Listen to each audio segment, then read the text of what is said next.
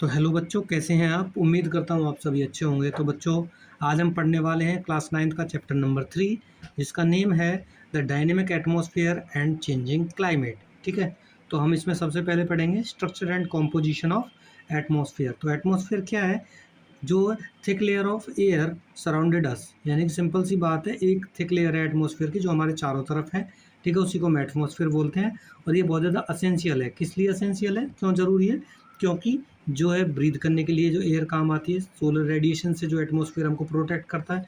इसके अलावा अर्थ के टेम्परेचर को मेंटेन करके रखता है। ना तो ज़्यादा इसको गर्म होने देता है दिन में, और ना ही ज़्यादा ठंडा होने देता है इसको रात में। ओके, फिर बात करते हैं क्लाइमेट। क्लाइमेट क्या है? एक एवरेज टेम्परेचर होता है किसी भी जगह का, और बहुत लंबे टाइम के लिए, यानी कि एक जैसा वेदर होना बहुत लंबे समय के लिए। अगर हम क्लाइमेट को कंसीडर करें तो लगभग 30 से 35 साल के लिए एक जैसा जो क्लाइमेट रहता है, एक जैसा मौसम होता है। और बहुत ज़्यादा डोमिनेटिंग फैक्टर है, बिकॉज जहाँ जैसा क्लाइमेट होगा वहाँ पे वेजिटेशन वैसी रहेगी, वाइल्ड लाइफ वैसी रहेगी, ह्यूमन की एक्टिविटीज़ वैसी होंगी, और पैटर्न ऑफ ह्यूमन सेटलमेंट भी वैसे ही देखने को मिलेगा। अब ये दोनों चीज़ें, जो एटमॉस्फेयर और क्लाइमेट है, ये एक दूसरे के साथ जो वर्क करते हैं, और जिसके कारण जो क्या होता है, बहुत सारे जो वेदर फिनोमेनाज होते हैं उनको कंट्रोल करके रखते हैं, जैसे रेनफॉल को, विंड को, स्टॉर्म्स को एंड सीजन्स को। ये इंपॉर्टेंट क्यों है? बिकॉज क्योंकि जो एटमॉस्फेयर और क्लाइमेट है, ये डायरेक्टली हमारी जो डेली लाइफ को इम्पैक्ट करता है, और एनवायरनमेंट को क्या करता है, इम्पैक्ट करता है। ठीक है, और अब बात करते हैं हम लेयर्स ऑफ द एटमॉस्फेयर के बारे में। तो लेयर्स ऑफ एटमॉस्फेयर में देखिए 5 लेयर्स हैं आपकी: troposphere, stratosphere, mesosphere, thermosphere and exosphere. ठीक है, अब देखिए जो ट्रोपोस्फियर और स्ट्रेटोस्फियर के बीच में एक बाउंड्री मिलती है, जिसको हम बोलते हैं क्या? इसको बोलते हैं हम ट्रोपोपॉज। स्ट्रेटोस्फियर और मेसोस्फियर के बीच में जो बाउंड्री मिलती है, उसको बोलते हैं हम क्या? स्ट्रेटोपॉज। मेसोस्फियर और थर्मोस्फियर के बीच में जो बाउंड्री मिलती है, मेसोपॉज। और थर्मोस्फियर और एक्सोस्फियर के बीच में बाउंड्री मिलती है, उसको बोलते हैं हम थर्मोपॉज। एक बात ध्यान रखना, जितनी भी जो वेदरल जो एक्टिविटी जो फिनोमेनाज होते हैं, वो कहाँ होते हैं? ट्रोपोस्फियर में होते हैं। और सिंपल सी बात है, इसीलिए ना कई बार देखिए, क्योंकि इसमें वेदर कंटिन्यूसली चेंज होता रहता है, रेनफॉल, बादल बादल होते रहते हैं, इसलिए कई बार ये प्लेन के लिए जो सूटेबल कंडीशन नहीं होती इसमें उड़ने के लिए। तो क्या होता है, प्लेन हमेशा इसमें उड़ता है, स्ट्रेटोस्फीयर में उड़ता है जाके। ठीक है ना, क्योंकि यहाँ पे ऐसी जो फिनोमेनाज है वो नहीं होते हैं। लेकिन आपको पता है, जो ये बाउंड्री है, इसमें बहुत तेज़ हवाएं चलती हैं। ठीक है ना, और जब ये बहुत तेज़ हवाएं चलती हैं, विंड चलती हैं, तो क्या होता है, जब प्लेन इसमें से निकल के जाता है, तो क्या होता है, बहुत जल्दी जब यहाँ पे पहुँचता है प्लेन, तो क्या होता है, जो तेज़ हवाएं प्लेन से टकराती हैं, और क्या होता है, प्लेन में बहुत ज़्यादा डिस्टर्बेंस होता है, हिलने डुलने लगता है प्लेन। कभी देखना, उसको हम एयर टर्बुलेंस भी बोलते हैं। ठीक है ना, वो इसी लेयर में से निकल के जा रहा होता है वो। ठीक है ना, ओके बच्चे। अच्छा, फिर बात करते हैं हम आगे चल के। देखिए एक एक लेयर की, स्ट्रेटोस्फीयर की 5 लेयर है। पहले ट्रोपोस्फीयर की बात करेंगे। तो जो ट्रोपोस्फीयर है, सबसे नीचे वाली लेयर है। ठीक है ना, और जो लेयर है, ये अर्थ के, जो ये अर्थ है, मान लीजिए यहाँ पे 0 डिग्री, और यहाँ पे क्या है, पोल है। ठीक है ना, तो पोल पे जो इसकी हाइट है ट्रोपोस्फीयर की, वो 8 किलोमीटर के आसपास है, और यहाँ पे तकरीबन 18 किलोमीटर के आसपास, यानी कि ऊंचाई की बात कर रहे हैं हम। ऊंचाई इतनी इतनी है दोनों जगह। ठीक है, फिर इसके अलावा हम बात करें, 75% जो एटमॉस्फेयर वो यहीं पे मिलता है, यानी कि ज़्यादातर यहीं पे है सारी की सारी चीज़ें, और गैसेज यहीं पे हैं, इसी में, इसी लेयर में। लैप्स रेट की बात करें तो हम क्या करते हैं, जैसे जैसे आप ध्यान रखिए, जैसे जैसे एल्टीट्यूड बढ़ेगा, यानी कि ऊंचाई बढ़ेगी, टेम्परेचर घटता हुआ चला जाएगा। तो 165 मीटर की हाइट पे 1 डिग्री सेल्सियस जो टेम्परेचर है वो घट जाता है। ठीक है ना, अगर बात करें तो 1 किलोमीटर की हाइट पे, 1 किलोमीटर की हाइट पे लगभग ज़्यादा नहीं तो 25 से 30 डिग्री जो सेल्सियस तापमान है वो घट जाता है। ठीक है बच्चे, और जितनी भी जो वेदर एक्टिविटीज़ होती है वो यहीं होती हैं। बहुत ज़्यादा इंपॉर्टेंट लेयर है, क्योंकि लाइफ इसी में एग्जिस्ट करती है। ठीक है बच्चे, अब बात करते हैं स्ट्रेटोस्फीयर की। तो स्ट्रेटोस्फीयर क्या है, 50 किलोमीटर तक आपको मिलेगी ऊपर जाने पे।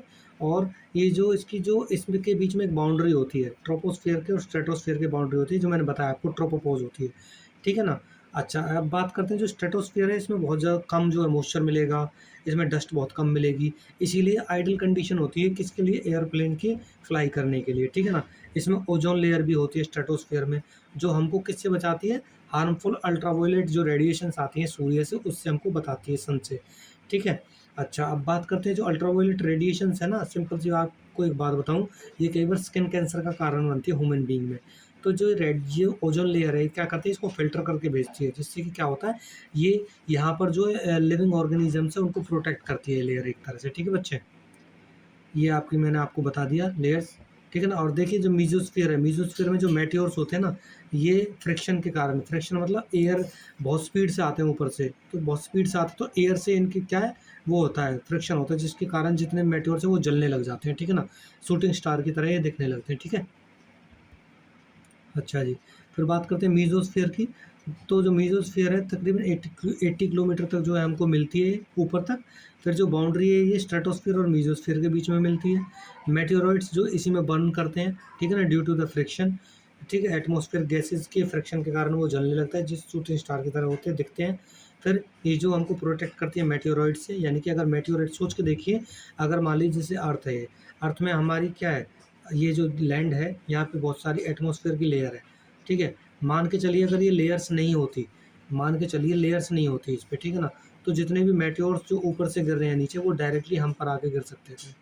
और सिंपल सी बात है, बिना एयर के तो लाइफ ही एग्जिस्ट नहीं करती वैसे, लेकिन एयर है तो ये मेटेओर जो आके गिर रहे हैं, तो इनमें क्या लग जाती है, आग लग जाती है, ठीक है ना, ये जलने लगते हैं, जिसके कारण ऊपर के ऊपर ही क्या है, ख़त्म हो जाते हैं, हमारे पास तक नहीं आते। तो इस तरह से जो एटमॉस्फेयर है हमको प्रोटेक्ट करता है, इन सारे के सारे एक तरह से पत्थर ही होते हैं, ठीक है बच्चे, ठीक है। अच्छा जी, ये देखिए जिस तरह से जल रहे हैं, ठीक है ना यहाँ पे। अब बात करते हैं थर्मोस्फेयर की। तो थर्मोस्फेयर है जो 450 किलोमीटर तक फैली हुई है ऊपर, ठीक है। इसमें आयनोस्फेयर की एक लेयर होती है, जो क्या करती है, जो सोलर रेडिएशंस होती हैं वो गैस एटम्स को आयंस में कन्वर्ट कर देती है, चार्ज पार्टिकल्स में, ठीक है। हॉटेस्ट लेयर होती है, इसमें टेम्परेचर 2000 डिग्री सेल्सियस तक जाता है जैसे जैसे हम ऊपर जाते हैं। ये कम्युनिकेशन के लिए जो क्रिटिकल है, ठीक है ना। फिर असेंशियल है लॉन्ग डिस्टेंस कम्युनिकेशन के लिए, बहुत ज़रूरी है, ठीक है बच्चे।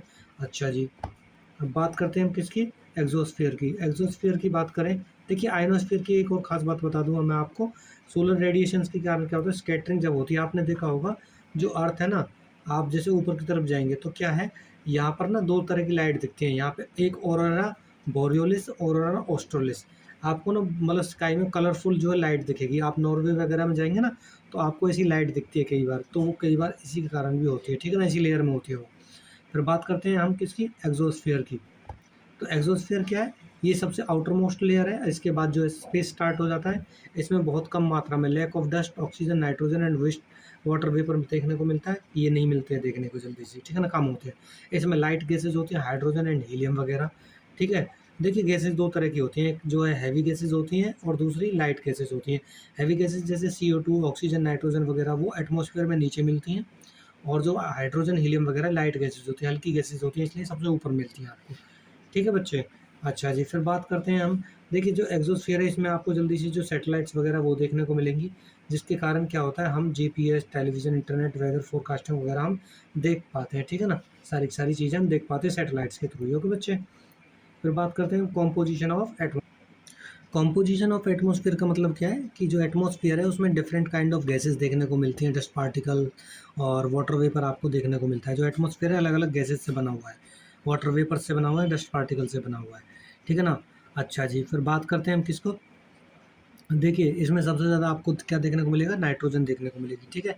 नाइट्रोजन सबसे ज़्यादा होती है, और जो नाइट्रोजन ना ये क्या करती है, जो रैपिड कंबनेशन को रोकती है, यानी कि चीज़ों को जल्दी जलने से रोकती है। जंगलों में आग लग जाती है तो उसको धीमा करती है कई बार ये, ठीक है ना। इसके अलावा जिस मिट्टी में, जिस सॉइल्स में नाइट्रोजन ज़्यादा होगी वहाँ पे क्रॉप्स बहुत ज़्यादा जल्दी जो है ग्रो करती हैं, अच्छी ग्रो करती हैं, ठीक है। अच्छा जी, फिर बात करते हैं हम, देखिए क्या है कॉम्पोजिशन है, एटमॉस्फेयर आपको सबसे ज़्यादा नाइट्रोजन देखने को मिलेगी, ऑक्सीजन देखने को मिलेगी, आर्गन देखने को मिलेगी, कार्बन डाइऑक्साइड देखने को मिलेगी, ठीक है ना। फिर बात करते हैं हम ऑक्सीजन की। तो ऑक्सीजन आपकी सेकंड नंबर पे सबसे ज़्यादा मिलने वाली गैस है एटमॉस्फेयर में, और सबसे बड़ी बात है ये ब्रीदिंग में काम आती है, रेस्पिरेशन में काम आती है। इसके अलावा जो चीज़ें जलती हैं उनको बहुत जल्दी जलाने में काम करती है ये, ध्यान रखना। नाइट्रोजन चीज़ों को जल्दी जलने से रोकती है, बल्कि ऑक्सीजन चीज़ों को जल्दी जलाती है, ठीक है। अच्छा, फिर बात करते हैं, ये बहुत ज़्यादा एसेंशियल है क्योंकि विदाउट ऑक्सीजन जल्दी से हम जो है ब्रीदिंग नहीं कर सकते हैं, ठीक है। अच्छा जी, फिर बात करते हैं, ये इंडस्ट्रीज़ में एनर्जी प्रोडक्शन में, कुकिंग वगैरह में काम आती है। फिर बात करते हैं हम आर्गन की। तो आर्गन क्या है, जो इनर्ट गैस है, इनएक्टिव गैस है, ये जल्दी से बायोलॉजिकल एक्टिविटीज़ में जो है नहीं आती है काम। फिर ये काम आती है जल्दी से आपको इलेक्ट्रिक बल्ब में, आप जो है फिल जो इलेक्ट्रिक बल्ब होते हैं ना उनमें आर्गन भरी होती है, वेल्डिंग में काम आती है, ठीक है ना। इसके अलावा जो अनवांटेड केमिकल रिएक्शंस होती है उनको रोकती है ये, फूड को प्रोटेक्ट करने में काम आती है, वाइन को प्रोटेक्ट करने में, और हिस्टोरिकल डॉक्यूमेंट्स को प्रोटेक्ट करने में ये काम आती है, कौन सी, आर्गन गैस, ठीक है बच्चे। फिर बात करते हैं कार्बन डाइऑक्साइड गैस की। कार्बन डाइऑक्साइड गैस जो है बहुत इंपॉर्टेंट गैस है, क्योंकि आप जानते हैं जब हम ब्रीद इन करते हैं तो जो है क्या है, आप ऑक्सीजन जो है वो करते हैं, लेते हैं, और इसके अलावा जब आप ब्रीद आउट करते हैं तो सिंपल सी बात है आप ऑक्सीजन, कार्बन डाइऑक्साइड रिलीज़ करते हैं एनवायरनमेंट में, ठीक है, फोटोसिंथेसिस प्रोसेस के दौरान हम काम यूज़ में लेते हैं इसको। इसके अलावा अर्थ के टेम्परेचर को जो मेंटेन करने में काम आती है ये। फिर इसके अलावा जो ये किस में काम आती है भाई, सिंपल सी बात है, बर्निंग ऑफ फॉसिल फ्यूल्स के द्वारा ये जो निकलती है, रिलीज़ करती है। यानी कि ये कहाँ-कहाँ से निकलती है? कार्बन डाइऑक्साइड गैस जब हम रेस्पिरेशन करते हैं तो जब हम साँस छोड़ते हैं तो CO2 निकलती है, या फिर हम किसी चीज़ को जलाते हैं तो कार्बन डाइऑक्साइड निकलती है, ठीक है ना? फ्यूल्स वगैरह, डीज़ल, पेट्रोल वगैरह। इसके अलावा ये क्या करती है, ग्लोबल टेम्परेचर को जो मेंटेन करने में काम करती है, रेगुलेट करने में काम करती है, ठीक है बच्चे। ये इसके अलावा ओशियनिक जो वाटर है उसके पीएच लेवल को मेंटेन करने में काम आती है, मरीन लाइफ को सपोर्ट करती है एक तरह से। फिर बात करते हैं, देखिए ये आपके क्या है, इतनी आपकी जो है नाइट्रोजन है, फिर ऑक्सीजन है, फिर आर्गन है, फिर कार्बन डाइऑक्साइड है और अदर गैसेज है। अदर गैसेज में कौन कौन सी, hydrogen, helium, ozone, tin, neon वगैरह जो गैसेज होते हैं वो इसमें। फिर बात करते हैं हम other component of the atmosphere. तो एटमॉस्फेयर में आपको वाटर वेपर देखने को मिलेगा। वाटर वेपर होने के कारण ही ह्यूमिडिटी होती है, क्लाउड्स बनते हैं, रेनफॉल होती है, फॉग आता है, ड्यू आता है, ओस वगैरह आती है, ठीक है ना?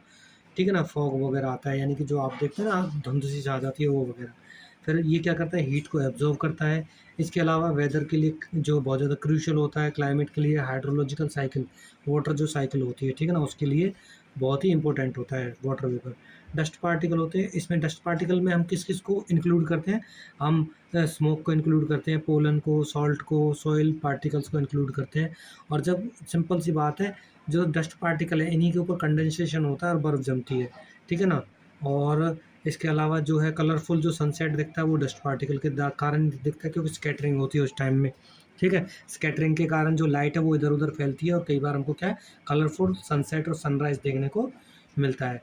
Necessary for rainfall formation, rainfall formation के लिए बहुत ज़रूरी है ये, ठीक है ना? अच्छा, इसके अलावा सपोर्ट करती है प्लांट को और मरीन लाइफ को। ओज़ोन की बात करें तो ओज़ोन के बारे में आपको बता चुका हूँ, अल्ट्रावायलेट रेडिएशंस को एब्ज़ॉर्ब करती है, जिसके कारण प्रोटेक्ट करती है स्किन कैंसर से होने से। इसके अलावा कैटरेक्ट, मोतियाबिंद के होने से, यानी कि जो हमारी जो पुतली है देखने वाली वो धुंधली हो जाती है कई बार इसके कारण, तो उसको भी प्रोटेक्ट करती है।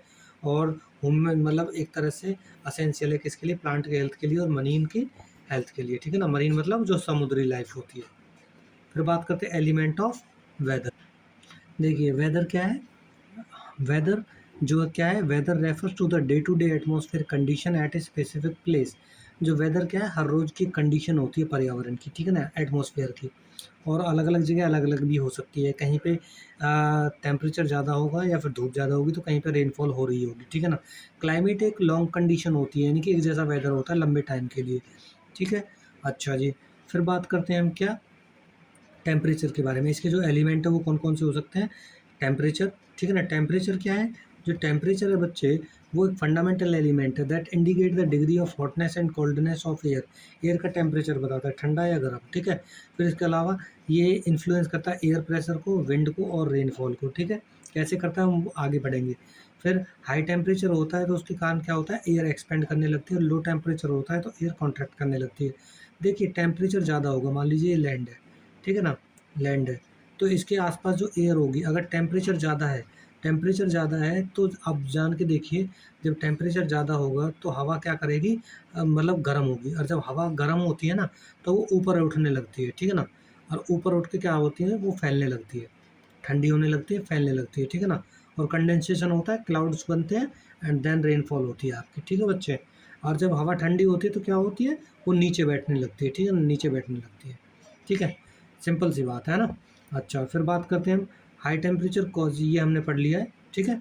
इसके अलावा measure using thermometer and express in degree celsius. इसको मेज़र करने के लिए, ठीक है ना, टेम्परेचर को मेज़र करने के लिए थर्मोमीटर का यूज़ करते हैं। दो तरह के थर्मोमीटर होते हैं, एक डिजिटल होता है, एक ट्रेडिशनल होता है। और इसको हम डिग्री सेल्सियस में क्या करते हैं, फिर मेज़र करते हैं। ये देखिए थर्मोमीटर, टाइप्स ऑफ थर्मोमीटर की बात करें हम तो दो तरह के होते हैं। ट्रेडिशनल में क्या होता है, इसमें लिक्विड या तो अल्कोहल भरा होता है या फिर आपका मरकरी होता है, क्योंकि जैसे जैसे जब हीट होती है तो अल्कोहल या मरकरी वो फैलता है, और जितना फैलता है उतना टेम्परेचर बढ़ गया, ऐसे मेजर करते हैं। डिजिटल बहुत ज़्यादा फास्ट और एक्यूरेट बिल्कुल जो है डेटा देता है आपको, ठीक है। टेम्परेचर रेंज क्या होती है, टेम्परेचर रेंज क्या है, यूजली हम 24 घंटे के लिए हम इसको यूज़ करते हैं, ठीक है ना। जैसे कि मान लीजिए एक दिन का जो तापमान है, तो मैक्सिमम में से मिनिमम टेम्परेचर हम घटा देंगे तो दिन का क्या आ जाएगा आपका, जो है टेम्परेचर रेंज आ जाएगा। इसके अलावा अगर हम बात करें मीन डेली टेम्परेचर कैसे आएगा, the average temperature of the day, ये कैसे निकालेंगे हम? मैक्सिमम प्लस में मिनिमम डिवाइडेड बाई 2, तो आपका क्या आ जाएगा? मीन टेम्परेचर आ जाएगा। फिर बात करते हैं हम क्या, देखिए ये रहा आपका डिजिटल थर्मोमीटर, ये आपका ट्रेडिशनल थर्मोमीटर। ओके बच्चा, इसमें क्या होगा, जो आप ये लिक्विड देख रहे हैं, लिक्विड देख रहे हैं, ठीक है ना, लिक्विड क्या होगा, जैसे अगर टेम्परेचर ज़्यादा है तो ये लिक्विड क्या है, फैलने लगता है, और मान लीजिए जितना जहाँ तक फैलेगा उतना आपका टेम्परेचर बढ़ा है बॉडी का, ठीक है ना, वो आपको टेम्परेचर बता देगा, ऐसे मेजर किया जाता है। फिर बात करते हैं एटमॉस्फेरिक प्रेशर की। तो एटमॉस्फेरिक प्रेशर क्या होता है, पहले हम तो मैं आपको बात बता दूं। देखिए जैसे कि मान लीजिए अगर आप, ये आपकी क्या है, अर्थ क्रस्ट है, ठीक है, अगर उस पर कोई व्यक्ति खड़ा है, ठीक है, तो एयर आप जानते हैं सारे उसमें 5 लेयर हमने पढ़ी थी, सब पे एयर है। ये मान लीजिए एयर है आपकी पूरी की पूरी, ठीक है, एयर्स है, ठीक है, एटमॉस्फेयर की लेयर है।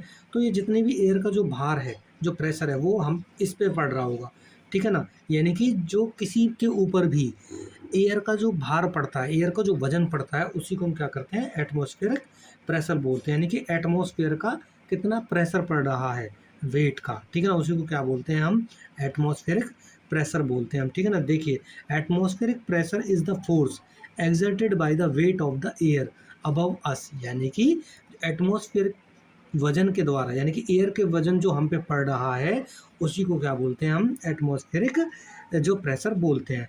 Even though we can see air, हम एयर को नहीं देख सकते हैं, we can not see air, it has wait and push down in all directions, परंतु ये क्या करती है, ये हम पे इसका वजन होता है और ये ऑल डायरेक्शन से पुश डाउन, हमको मतलब ये दबाती है, प्रेशर पड़ता है सबके ऊपर, ठीक है ना, पुश डाउन करती है।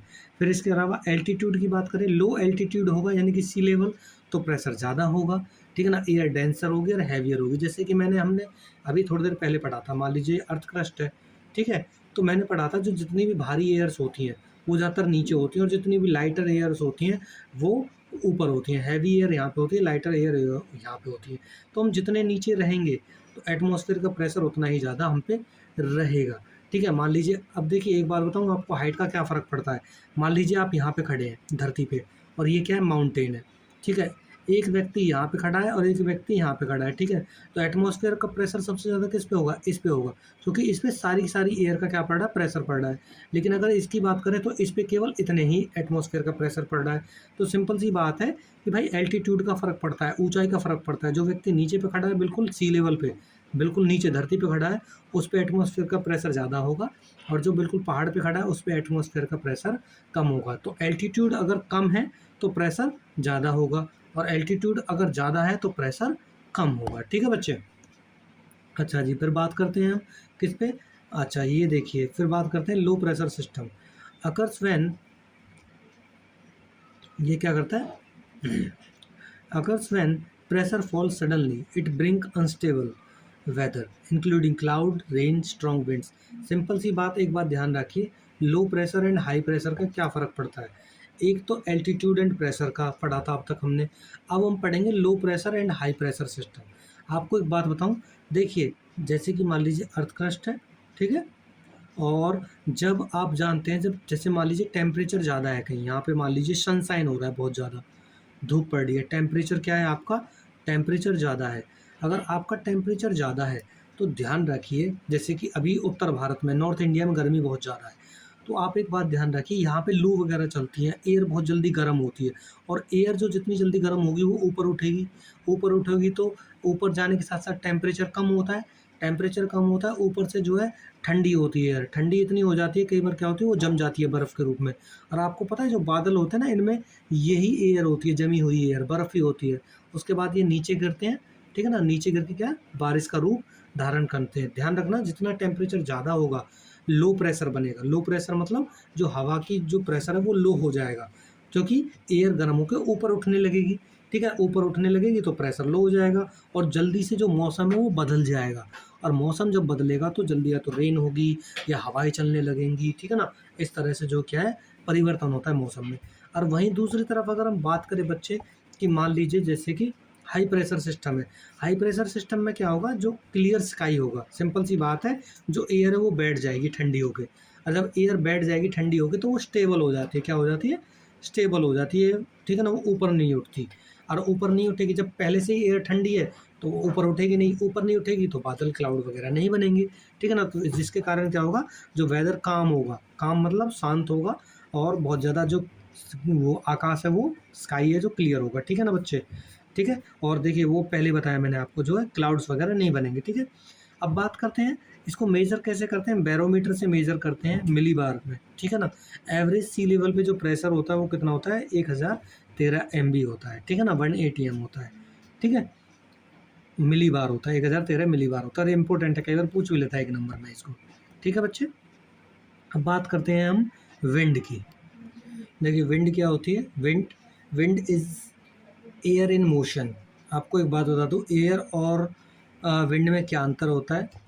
जो एयर होती है वो स्टेबल होती है एक जगह, ठीक है ना, उसको एयर बोलते हैं। और जब ये एयर मूव करने लगती है, बहने लगती है, ब्लो करने लगती है, तो उसी को हम क्या बोलते हैं, उसी को हम विंड बोलते हैं, ठीक है ना। अच्छा जी, फिर क्या है, moving from high pressure air to low pressure area as nature tries to balance pressure difference, the greater the pressure difference the stronger the wind. अब आपको देखो इस लाइन का मतलब बताता हूँ मैं आपको, ठीक है। ये जो आप देख रहे हैं, देखिए ये मान लीजिए अर्थ क्रस्ट है आपकी, ठीक है, क्योंकि हर चीज़ यहीं से जुड़ी हुई है, ठीक है ना। अब देखिए, मान लीजिए यहाँ पे जो है सनशाइन हो रहा है बहुत तेज, ठीक है ना, बहुत ही ज़्यादा धूप पड़ रही है आपकी, ठीक है, बहुत ज़्यादा धूप पड़ रही है, तो टेम्परेचर ज़्यादा है, तो जो आपकी धरती है वो ज़्यादा गर्म हो जाएगी, ठीक है ना। जब गर्म होगी तो इसके कांटेक्ट में जो एयर है वो क्या होगी, गर्म होने लगेगी। और जब गर्म होने लगेगी तो वो ऊपर की तरफ जाने लगेगी, ठीक है, ऊपर की तरफ जाने लगेगी, ठीक है। तो सिंपल सी बात, जो यहाँ एयर थी वो तो खाली हो गई, ठीक है ना। अब इस खाली एयर की जगह को फिल करने के लिए जो यहाँ से एयर ऊपर चली गई गर्म होकर, तो दूर से आसपास से एयर इस तरफ आने लगेगी, ठीक है, क्या है, इस तरफ आने लगेगी, ठीक है ना। यानी कि सिंपल सी बात है, यहाँ पे एयर खाली हुई लो प्रेशर के कारण, ठीक है। जब लो प्रेशर के कारण एयर खाली हो गई, तो दूसरी जगह से जो ठंडी हवा है वो यहाँ पे क्या आएगी, इसको फिल करेगी। यानी कि जहाँ पे हाई प्रेशर था और यहाँ पे लो प्रेशर था, ठीक है, तो हाई प्रेशर से एयर कहाँ आ रही है, लो प्रेशर की तरफ आ रही है, क्योंकि लो प्रेशर में क्या होगा, जो एयर है वो खाली हो जाएगी, ऊपर चली जाएगी। और हाई प्रेशर में क्या होगा, जो एयर ठंडी है वो इसकी जगह को भर देगी। तो आपने देखा होगा जो एयर है वो किस तरफ ब्लो करती है, किस तरफ बहती है, वो बहती है हाई प्रेशर से लो प्रेशर की तरफ। यानी कि ठंडी हवा वहाँ जाएगी जहाँ से गर्म हवा होकर ऊपर उठ चुकी है, और वहाँ का स्थान है जो खाली हो चुका है, ठीक है बच्चे। अच्छा, अच्छा जी, फिर बात करते हैं हम, भाई जितना ज़्यादा जल्दी-जल्दी जो एयर गर्म होके ऊपर उठेगी, उतनी ही तेज़-तेज़ वहाँ पे हवा उसको फ़िल करती चलेगी, और उतना ही क्या होगा, जल्दी तेज़ हवाएँ चलेंगी, ठीक है। अच्छा, फिर हम इसकी स्पीड की बात करें तो किलोमीटर आवर में या मीटर सेकंड में नापते हैं। Name after the direction from which they blow. हम एयर की डायरेक्शन मतलब तभी बता सकते हैं जिस साइड से वो आती है, ठीक है ना। जैसे कि मान लीजिए ये क्या है, ईस्ट है, वेस्ट है, नॉर्थ है और साउथ है। भाई मान लीजिए इधर साइड से इधर बह रही है एयर, तो हम इधर से देखेंगे, पीछे से नापेंगे किस साइड से आ रही है, ठीक है ना। एक तो आ रही है आपकी साउथ, यानी कि साउथ से आ रही है, और ऊपर से वेस्ट से आ रही है, तो इस एयर को क्या बोलेंगे हम, साउथ वेस्ट एयर बोलेंगे, ठीक है बच्चे। इस तरह से हम नापते हैं, ठीक है। अब बात करते हैं इसकी वेदर फोरकास्टिंग की। Shift in wind direction help predicting approaching storms, ठीक है ना। ये जो डायरेक्शन है ये कहीं ना कहीं हमको वेदर फोरकास्टिंग करने में मदद करती है, मौसम कैसा रहेगा उसमें। Aviation and sailing crucial for safe navigation of planes and boats. Simple सी बात है, जो एयर की जो डायरेक्शन है या एयर कितनी तेज़ चल रही है, वो कई बार नेविगेशन में मदद करती है, प्लेन्स को सहायता पहुंचाती है कि भाई आप यहाँ से मत निकलिए, यहाँ से निकलिए। एग्रीकल्चर में जो है बहुत ज़्यादा इन्फ्लुएंस करती है, रेन को, ड्राई स्पेल्स को, इवापोरेशन रेट को, एग्रीकल्चर को जो इम्पैक्ट करती है या फिर इम्पोर्टेंट है उसके लिए। फिर एनवायरनमेंट के लिए इम्पोर्टेंट है, ठीक है ना। डिस्पर्सेस the seeds pollens but can also spread pollutant and wild Fyers. Air के द्वारा ही आप जानते हैं जो सीड्स हैं या पोलन है वो एक स्थान से दूसरे स्थान पर पहुंचते हैं। इसके अलावा जब ये तो पहुंचते ही हैं, इसके अलावा जो पॉल्यूटेंट होते हैं या फिर जंगल में अगर आग लगी होती है तो उसको भी फैलाने का काम करती है कौन, हवा। मेजरिंग टूल्स की बात करें तो एयर को किस तरह से मेजर करते हैं हम, विंड को, तो जो विंड वेन के द्वारा हम मेजर करते हैं इसको, ठीक है ना। जो विंड वेन है वो डायरेक्शन शो करता है विंड की। एनीमोमीटर क्या करता है, एनीमोमीटर विंड की स्पीड को नापता है, और इसमें रोटेटिंग ब्लेड होते हैं। देखिए आपको दोनों चीज़ें दिखाता हूँ कैसे कैसे होते हैं। ये देखिए, ये आप जो देख रहे हैं, ये एक आपका, ये देखिए ये आपका विंड वेन है, ये डायरेक्शन मेजर करता है किस साइड से जो है आ रही है विंड। एनीमोमीटर क्या करता है, ये विंड की जो स्पीड है उसको बताता है, ठीक है ना। ये जिस साइड से आ रहा होगा उस साइड हो जाएगा, उस साइड डायरेक्शन दिखाएगा, भाई इस साइड से क्या आ रही है, विंड आ रही है। और सिंपल सी बात है। और जो ये है ये रोटेट करता है, ठीक है ना, रोटेट करता है तो उससे क्या होता है, उससे इसकी स्पीड का पता लगता है, ठीक है। अच्छा जी, फिर बात करते हैं ह्यूमिडिटी। ह्यूमिडिटी क्या है, humidity level are influence by temperature, wind, air pressure. जो ह्यूमिडिटी का लेवल है वो 3-4 चीज़ों से प्रभावित होता है। किन किन चीज़ों से, टेम्परेचर से, विंड से और एयर से। Understanding it requires look at how water behave in air. ये इसलिए ज़रूरी है पढ़ना क्योंकि देखिए सिंपल सी बात है कि वाटर जो है किस तरह से बिहेव करता है एयर में। एयर में कितना वाटर होता है, उसका क्या क्यों महत्वपूर्ण है, ठीक है ना, जो वाटर वेपर है। फिर इसके अलावा इसमें इवोपोरेशन हम पढ़ेंगे। इवोपोरेशन क्या होता है, when water evaporates it produce a cooling effect. यानी कि सिंपल सी बात है, इवोपोरेशन का मतलब होता है जब टेम्परेचर ज़्यादा होता है तो पानी जो है गर्म होकर भाप के रूप में बदल जाता है, ठीक है। जैसे आपने देखा होगा कभी आप घर में जब पानी बॉईल करते हैं, पानी उबालते हैं, तो उसमें से भाप निकलती है, नहीं निकलती, ठीक है ना। तो इसी तरह से जब पृथ्वी गर्म होती है, जब पानी गर्म होता है तो वो भाप की तरह उठकर ऊपर जाता है, ठीक है ना। फिर बात करते हैं सैचुरेशन की। सैचुरेशन क्या, if air already contain a lot of moisture, ठीक है ना, evaporate happen more slowly. Simple सी बात ये है कि सैचुरेशन का मतलब है अगर हवा में बहुत ज़्यादा क्या है, मॉइस्चर है, पानी है, ठीक है ना, तो उसका एवोपोरेशन स्लो होगा। This is why we feel sticky on rainy और ह्यूमिड डेज। इसीलिए आपने देखा होगा कई बार जब मानसून का मौसम आता है, जब जुलाई का जो मौसम आता है यहाँ पे नॉर्थ इंडिया में, तो आपने देखा होगा बहुत ज़्यादा चिपचिपी गर्मी लगती है। वो क्यों चिपचिपी गर्मी लगती है, क्योंकि एटमॉस्फेयर में पहले से ही पानी होता है, ठीक है ना। ओके। और इसलिए कई बार देखा होगा आपने आपने ना, उसको हम सड़ी गर्मी भी बोलते हैं, कई बार चिपचिपी गर्मी बोलते हैं हम इसको, ठीक है। फिर बात करते हैं रिलेटिव ह्यूमिडिटी। रिलेटिव ह्यूमिडिटी क्या है, relative humidity is measure using a scale called relative humidity which is compare the current moisture in the air to the maximum amount in could hold at the temperature। मैं आपको एक बात बताता हूँ, देखिए relative humidity क्या है, मान लीजिए एयर है, ठीक है, एयर में प्रेजेंट टाइम में कितना पानी है, ठीक है, ठीक है, मान लीजिए भाई एयर है ये, ठीक है, इसकी कैपेसिटी कितनी है, भाई इसकी कैपेसिटी है कि 100% पानी अपने अंदर रख सकती है। लेकिन प्रेजेंट टाइम में क्या है, इसमें इसमें मान लीजिए केवल 50% ही पानी है एयर में। तो इसमें प्रेजेंट टाइम में कितना पानी है, 50%। लेकिन रियलिटी में कितना पानी अपने अंदर ला सकती है ये, 100% ला सकती है। तो उसी को क्या बोलते हैं हम, रिलेटिव ह्यूमिडिटी। यानी कि प्रेजेंट टाइम में इतना एयर एटमॉस्फेयर में जो इतना वाटर है, बट इसकी जो अमाउंट है, यानी कि कितने अमाउंट में होल्ड कर सकती है क्या, जो ए वाटर, उसी को हम क्या बोलते हैं, रिलेटिव ह्यूमिडिटी। प्रेजेंट टाइम में इतना पानी है और इतना होल्ड कर सकती है, इतनी कैपेसिटी है, उसी स्केल को हम क्या बोलते हैं, रिलेटिव ह्यूमिडिटी बोलते हैं, ठीक है। जीरो ह्यूमिडिटी जो होती है, रिलेटिव ह्यूमिडिटी, तो उसमें क्या होता है, एयर विद नो मॉइस्चर, इसमें कोई मॉइस्चर नहीं होता। 100% में क्या होता है कि भाई air is completely full of water. अब इसमें उससे ज़्यादा वो क्या कर सकती है, और पानी होल्ड नहीं कर सकती है। ड्राई वेदर होगा अगर 20 से 40% वो है उसमें वाटर है, और ह्यूमिड एयर होगा अगर उसमें 60 से 80% वाटर है, ठीक है। मेजरमेंट टूल की बात करें तो हाइग्रोमीटर के थ्रू हम इसको मेज़र करते हैं, ठीक है। इसके अलावा it is vital in food processing and museums to protect goods and artcraft of from damage, ठीक है। अब बात करते हैं हम आगे।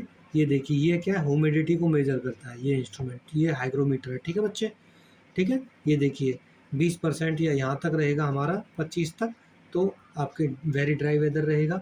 आपका 25 से लेकर 50 तक जाएगा तो आपका ड्राई रहेगा। 50 से लेकर आपका किस तक 75 तक जाएगा तो नॉर्मल ह्यूमिडिटी, और हाई ह्यूमिडिटी रहेगी आपकी कितने तक, जब आप 75 टू 100 तक जाएंगे, ठीक है। अच्छा जी, फिर बात करते हैं प्रेसिपिटेशन। प्रेसिपिटेशन मतलब वर्षा वगैरह जो होती है हमारी। Precipitation refer to water falling from the atmosphere to the earth surface. यानी कि सिंपल सी बात है, वो आसमान से जो पानी का धरती पे टपकना ही क्या कहलाता है, आपका प्रेसिपिटेशन कहलाता है। Understanding rainfall, when news report say an area received 30 mm of rainfall, it means if there were no drains और slopes, water would form a layer of 30 mm thick. Simple सी बात है भाई, अगर बारिश हुई है, ठीक है ना, बारिश हुई है, कोई फ्लैट लैंड है, ठीक है ना, बारिश हुई है, बारिश हुई है तो सिंपल सी बात है यहाँ पे पानी भर जाएगा।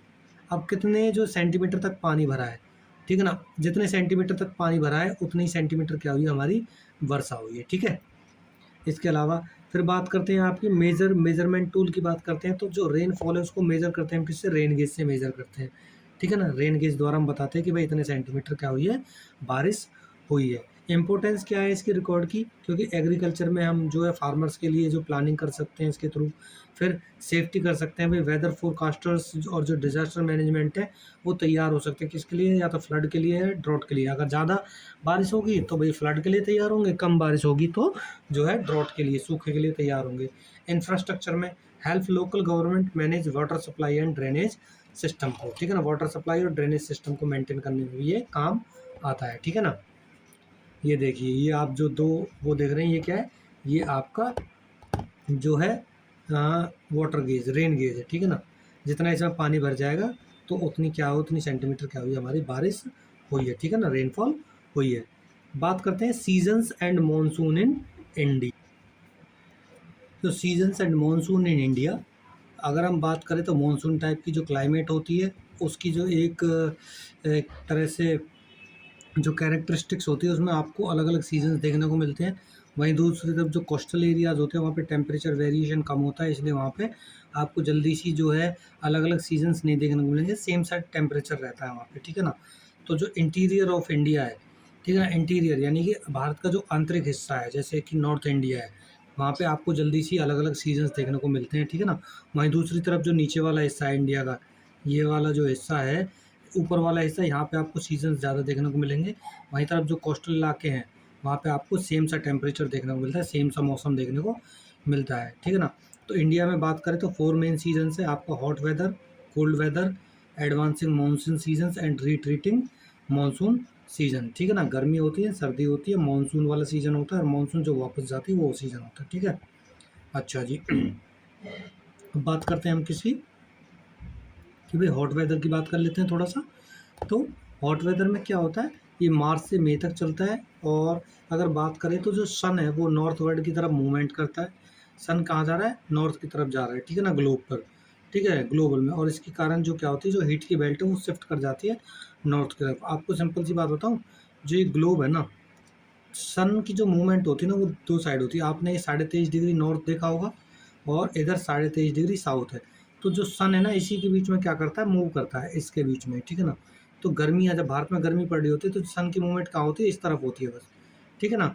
तो सिंपल सी बात, जहाँ सन सन जाएगा वहीं पे क्या जाएगी, जो हीट की बेल्ट है वो जाएगी, तो इधर क्या पड़ेगी, बहुत ज़्यादा गर्मी पड़ेगी, ठीक है ना।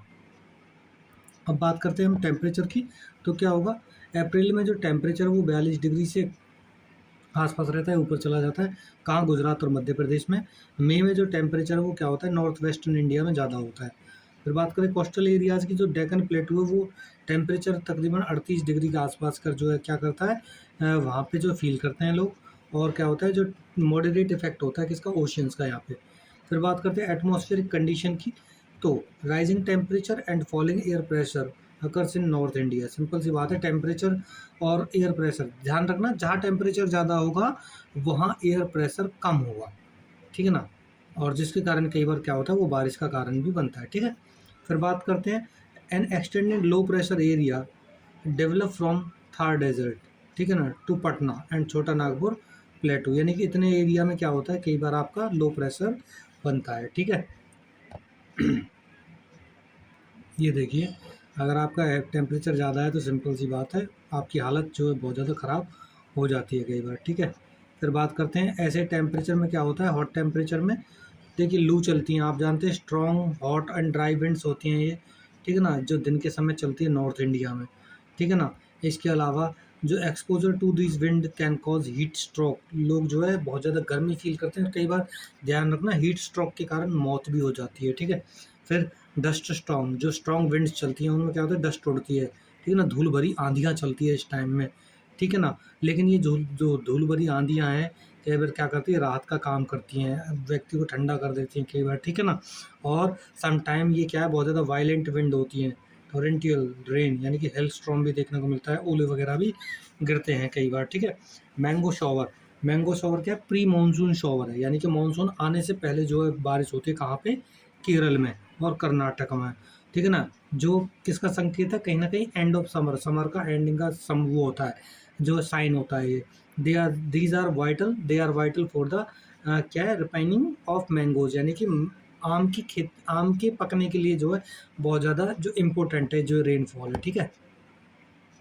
फिर बात करते हैं कोल्ड वेदर की, तो ये मिड नवंबर से लेकर फ़ेब तक चलता है, ठीक है।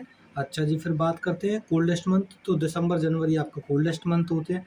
टेम्परेचर डिक्रीज होता है यहाँ इस टाइम में, ठीक है ना। लेकिन जो चेन्नई वगैरह है, day are warm but night are cold. जो कोस्टल इलाके हैं उसमें चेन्नई की अगर बात करें तो दिन गर्म होता है, लेकिन ना जो रातें होती है वो ठंडी होती हैं, ठीक है ना। Frost is common in higher region, जो हायर रीजन है यानी कि पहाड़ी इलाकों में आपको कई बार क्या मिलेगा देखने को, फ्रॉस्ट मिलेगा देखने को, ठीक है ना। फ्रॉस्ट मतलब पारा जो है बहुत ज़्यादा गिर जाता है एक तरह से। फिर बात करते हैं पारा पड़ता है, यानी कि बर्फ़ जम जाती है एक तरह से। विंड पैटर्न की बात करें तो north east trade wind prevail, they blow from land to sea, making it a dry season for most of India. Simple सी बात है, जो इस टाइम जो विंड चलती हैं वो ड्राई होती हैं और ठंडी होती हैं, ठीक है ना। जिसके कारण क्या होता है, एक तरह से क्या होता है, ठंड बहुत ज़्यादा पड़ जाती है। एक्सेप्शन की बात करें तो तमिलनाडु में क्या होता है, तमिलनाडु जो कोस्ट है वो रिसीव करता है रेनफॉल ठंडों में, यानी कि सर्दियों में जो तमिलनाडु क्या करता है, रेनफॉल रिसीव करता है। क्यों रेनफॉल रिसीव करता है, आपको एक बात बताऊं। जैसे कि मान लीजिए इंडिया का मैप है, ठीक है। आज जो एयर है वो क्या करती है, यहाँ से यहाँ चलती हैं, उल्टी जाती हैं, ठीक है। जब उल्टी जाती हैं वो यहाँ से, तो वो क्या करते हैं, समुद्र से पानी जो है क्या करती हैं, आप जानते हो सर्दियों में जो समुद्र का पानी है वो गर्म होता है, ठीक है।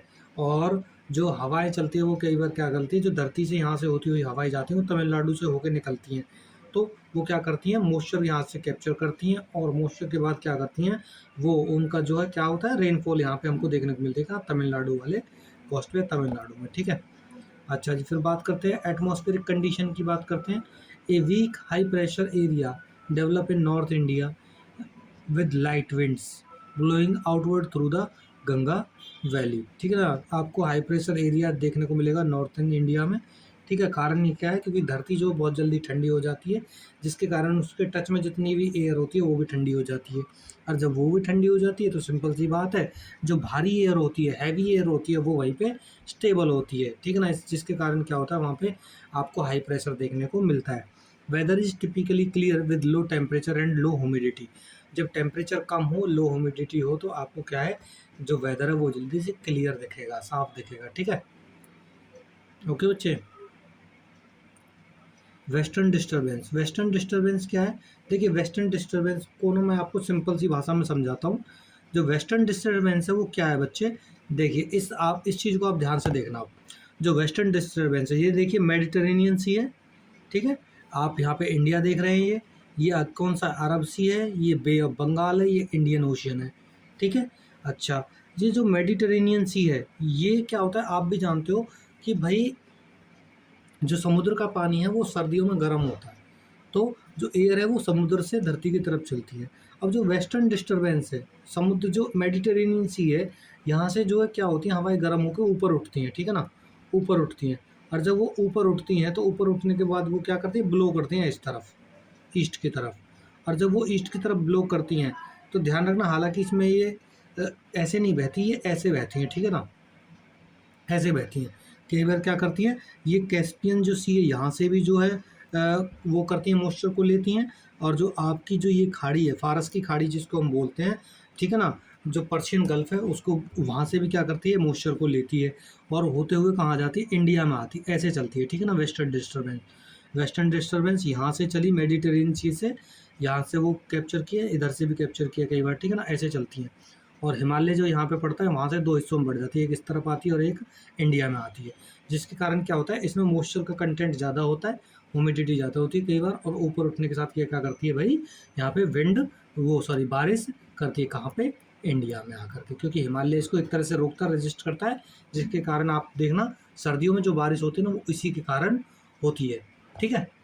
ये होता है वेस्टर्न डिस्टर्बेंस, यानी कि वेस्टर्न डिस्टर्बेंस, वेस्ट से जो आने वाली क्या है, हवाएं हैं, वो क्या करती है, इंडिया में बारिश करती हैं, उसी को वेस्टर्न डिस्टर्बेंस हम बोलते हैं, ठीक है बच्चे, आ गया समझ में। अच्छा, वो ये देखिए, low pressure system originate over the Mediterranean sea, Mediterranean sea में लो प्रेशर होता है क्योंकि पानी गर्म होता है वहाँ पे, और जो हवाएं हैं वो वेस्टर्न एशिया की तरफ चलती हैं। They are brought in by western jet stream, इसीलिए हमको इसको क्या बोलते हैं, कई बार वेस्टर्न जेट स्ट्रीम भी बोलते हैं। जेट स्ट्रीम किस लिए बोलते हैं, क्योंकि ये जेट की तरह बहुत तेज चलती हैं, ठीक है बच्चे। फिर इम्पैक्ट क्या होता है, cause vital winter rain over the plain and snowfall in the Himalayan regions. Simple सी बात है, हिमालयन रीजन्स में तो और भी ज़्यादा टेम्परेचर ठंडा होगा, और जब और भी ज़्यादा टेम्परेचर ठंडा होगा तो सिंपल सी बात है, जो पानी है वो पहले ही क्या हो जाएगा, उसी में कन्वर्ट हो जाएगा, बर्फ़ में कन्वर्ट हो जाएगा हल्का हल्का सा, जिसके कारण आपको स्नोफॉल देखने को मिलती है। इस रेन को जो है लोकली क्या बोलते हैं, वो महावात बोलते हैं, ठीक है ना। Is important for rabi crop, rabi crop यानी कि जो सर्दियों में जो क्रॉप उगाई जाती है उनके लिए ये इम्पोर्टेंट है। पेनिनसुलर रीजन की बात करें तो पेनिनसुलर रीजन की बात करें तो does not have a well defined winter season, वहाँ पे विंटर सीजन नहीं होता है जल्दी से। पेनिनसुलर इंडिया में बात करें, temperature remains relatively constant due to the sea influence. आपको एक बात बताऊँ, पहले बात तो आपको एक टर्म समझनी होगी कि पेनिनसुलर रीजन क्या होता है। देखो आपको इसको मैप के थ्रू ही समझाता हूँ मैं, पेनिनसुलर रीजन क्या है। ये देखिए पेनिनसुलर रीजन, देखिए आप यहाँ पे देखिए जो इंडिया का नीचे वाला हिस्सा है ना, यहाँ से नीचे नीचे वाला हिस्सा देखिए, ये वाला जो हिस्सा है इंडिया का, वो तीन तरफ से पानी से घिरा हुआ है। और ध्यान रखना, जो भी ज़मीन तीन तरफ से पानी से घिरी हुई होती है उसी को हम प्रायद्वीप या पेनिनसुला बोलते हैं। और जो ये हिस्सा है, इस पे आप जाते हो, समुद्र का जो ज़्यादा प्रभाव रहेगा, और जब समुद्र का प्रभाव ज़्यादा रहेगा तो यहाँ पे जो टेम्परेचर वेरिएशन देखने को नहीं मिलेगा, ना ज़्यादा ठंड होगी ना ज़्यादा गर्मी होगी, ठीक है ना। ओके, अब आया समझ में, उसी को बोलते हैं हम पेनिनसुलर। देखिए फिर वही बात कहेगा, जो पेनिनसुलर इंडिया है वहाँ पे सर्दी नहीं पड़ती है क्योंकि टेम्परेचर एक जैसा रहता है। किसके कारण, क्योंकि भैया वहाँ का सी का इन्फ्लुएंस होता है, वहाँ पे समुद्र का इन्फ्लुएंस होता है, ठीक है ना। और समुद्र क्या करता है, जल्दी सी सर्दियों में गर्म होता है, जब सर्दियों में गर्म होता है तो भाई वहाँ पे गर्मी होती है, और कई बार जो गर्मी पड़ती है तो समुद्र ठंडा होता है कई बार, तो वहाँ पे क्या करता है, वो गर्मी को भी मेंटेन कर देता है, ठीक है ना। इस कारण वहाँ पे ना ज़्यादा गर्मी है और ना ज़्यादा सर्दी है, ठीक है बच्चा। अब बात करते हैं एडवांसिंग मानसून। एडवांसिंग मानसून का मतलब मानसून का आना, ठीक है ना, जून के अर्लियर में स्टार्ट हो जाती है। लेकिन आपको देखो एक क्वेश्चन पूछता हूँ, सबसे पहले जो है मानसून कहाँ आती है, मैं बताऊँ। मानसून जो सबसे पहले आती है वो अंडमान एंड निकोबार में आती है 1 जून को, ठीक है ना।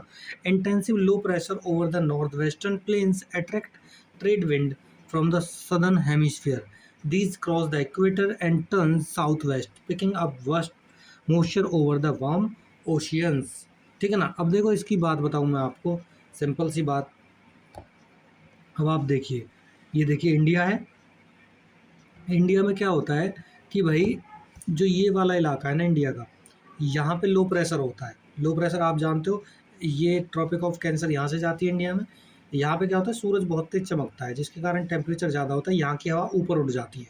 ऊपर उठने के बाद वो हवा नीचे चली जाती है यहाँ पे, ठीक है ना। और जो ठंडी हवा है वो इधर साइड से क्या है, यहाँ पे आने लगती है दोनों साइड से, ठीक है ना।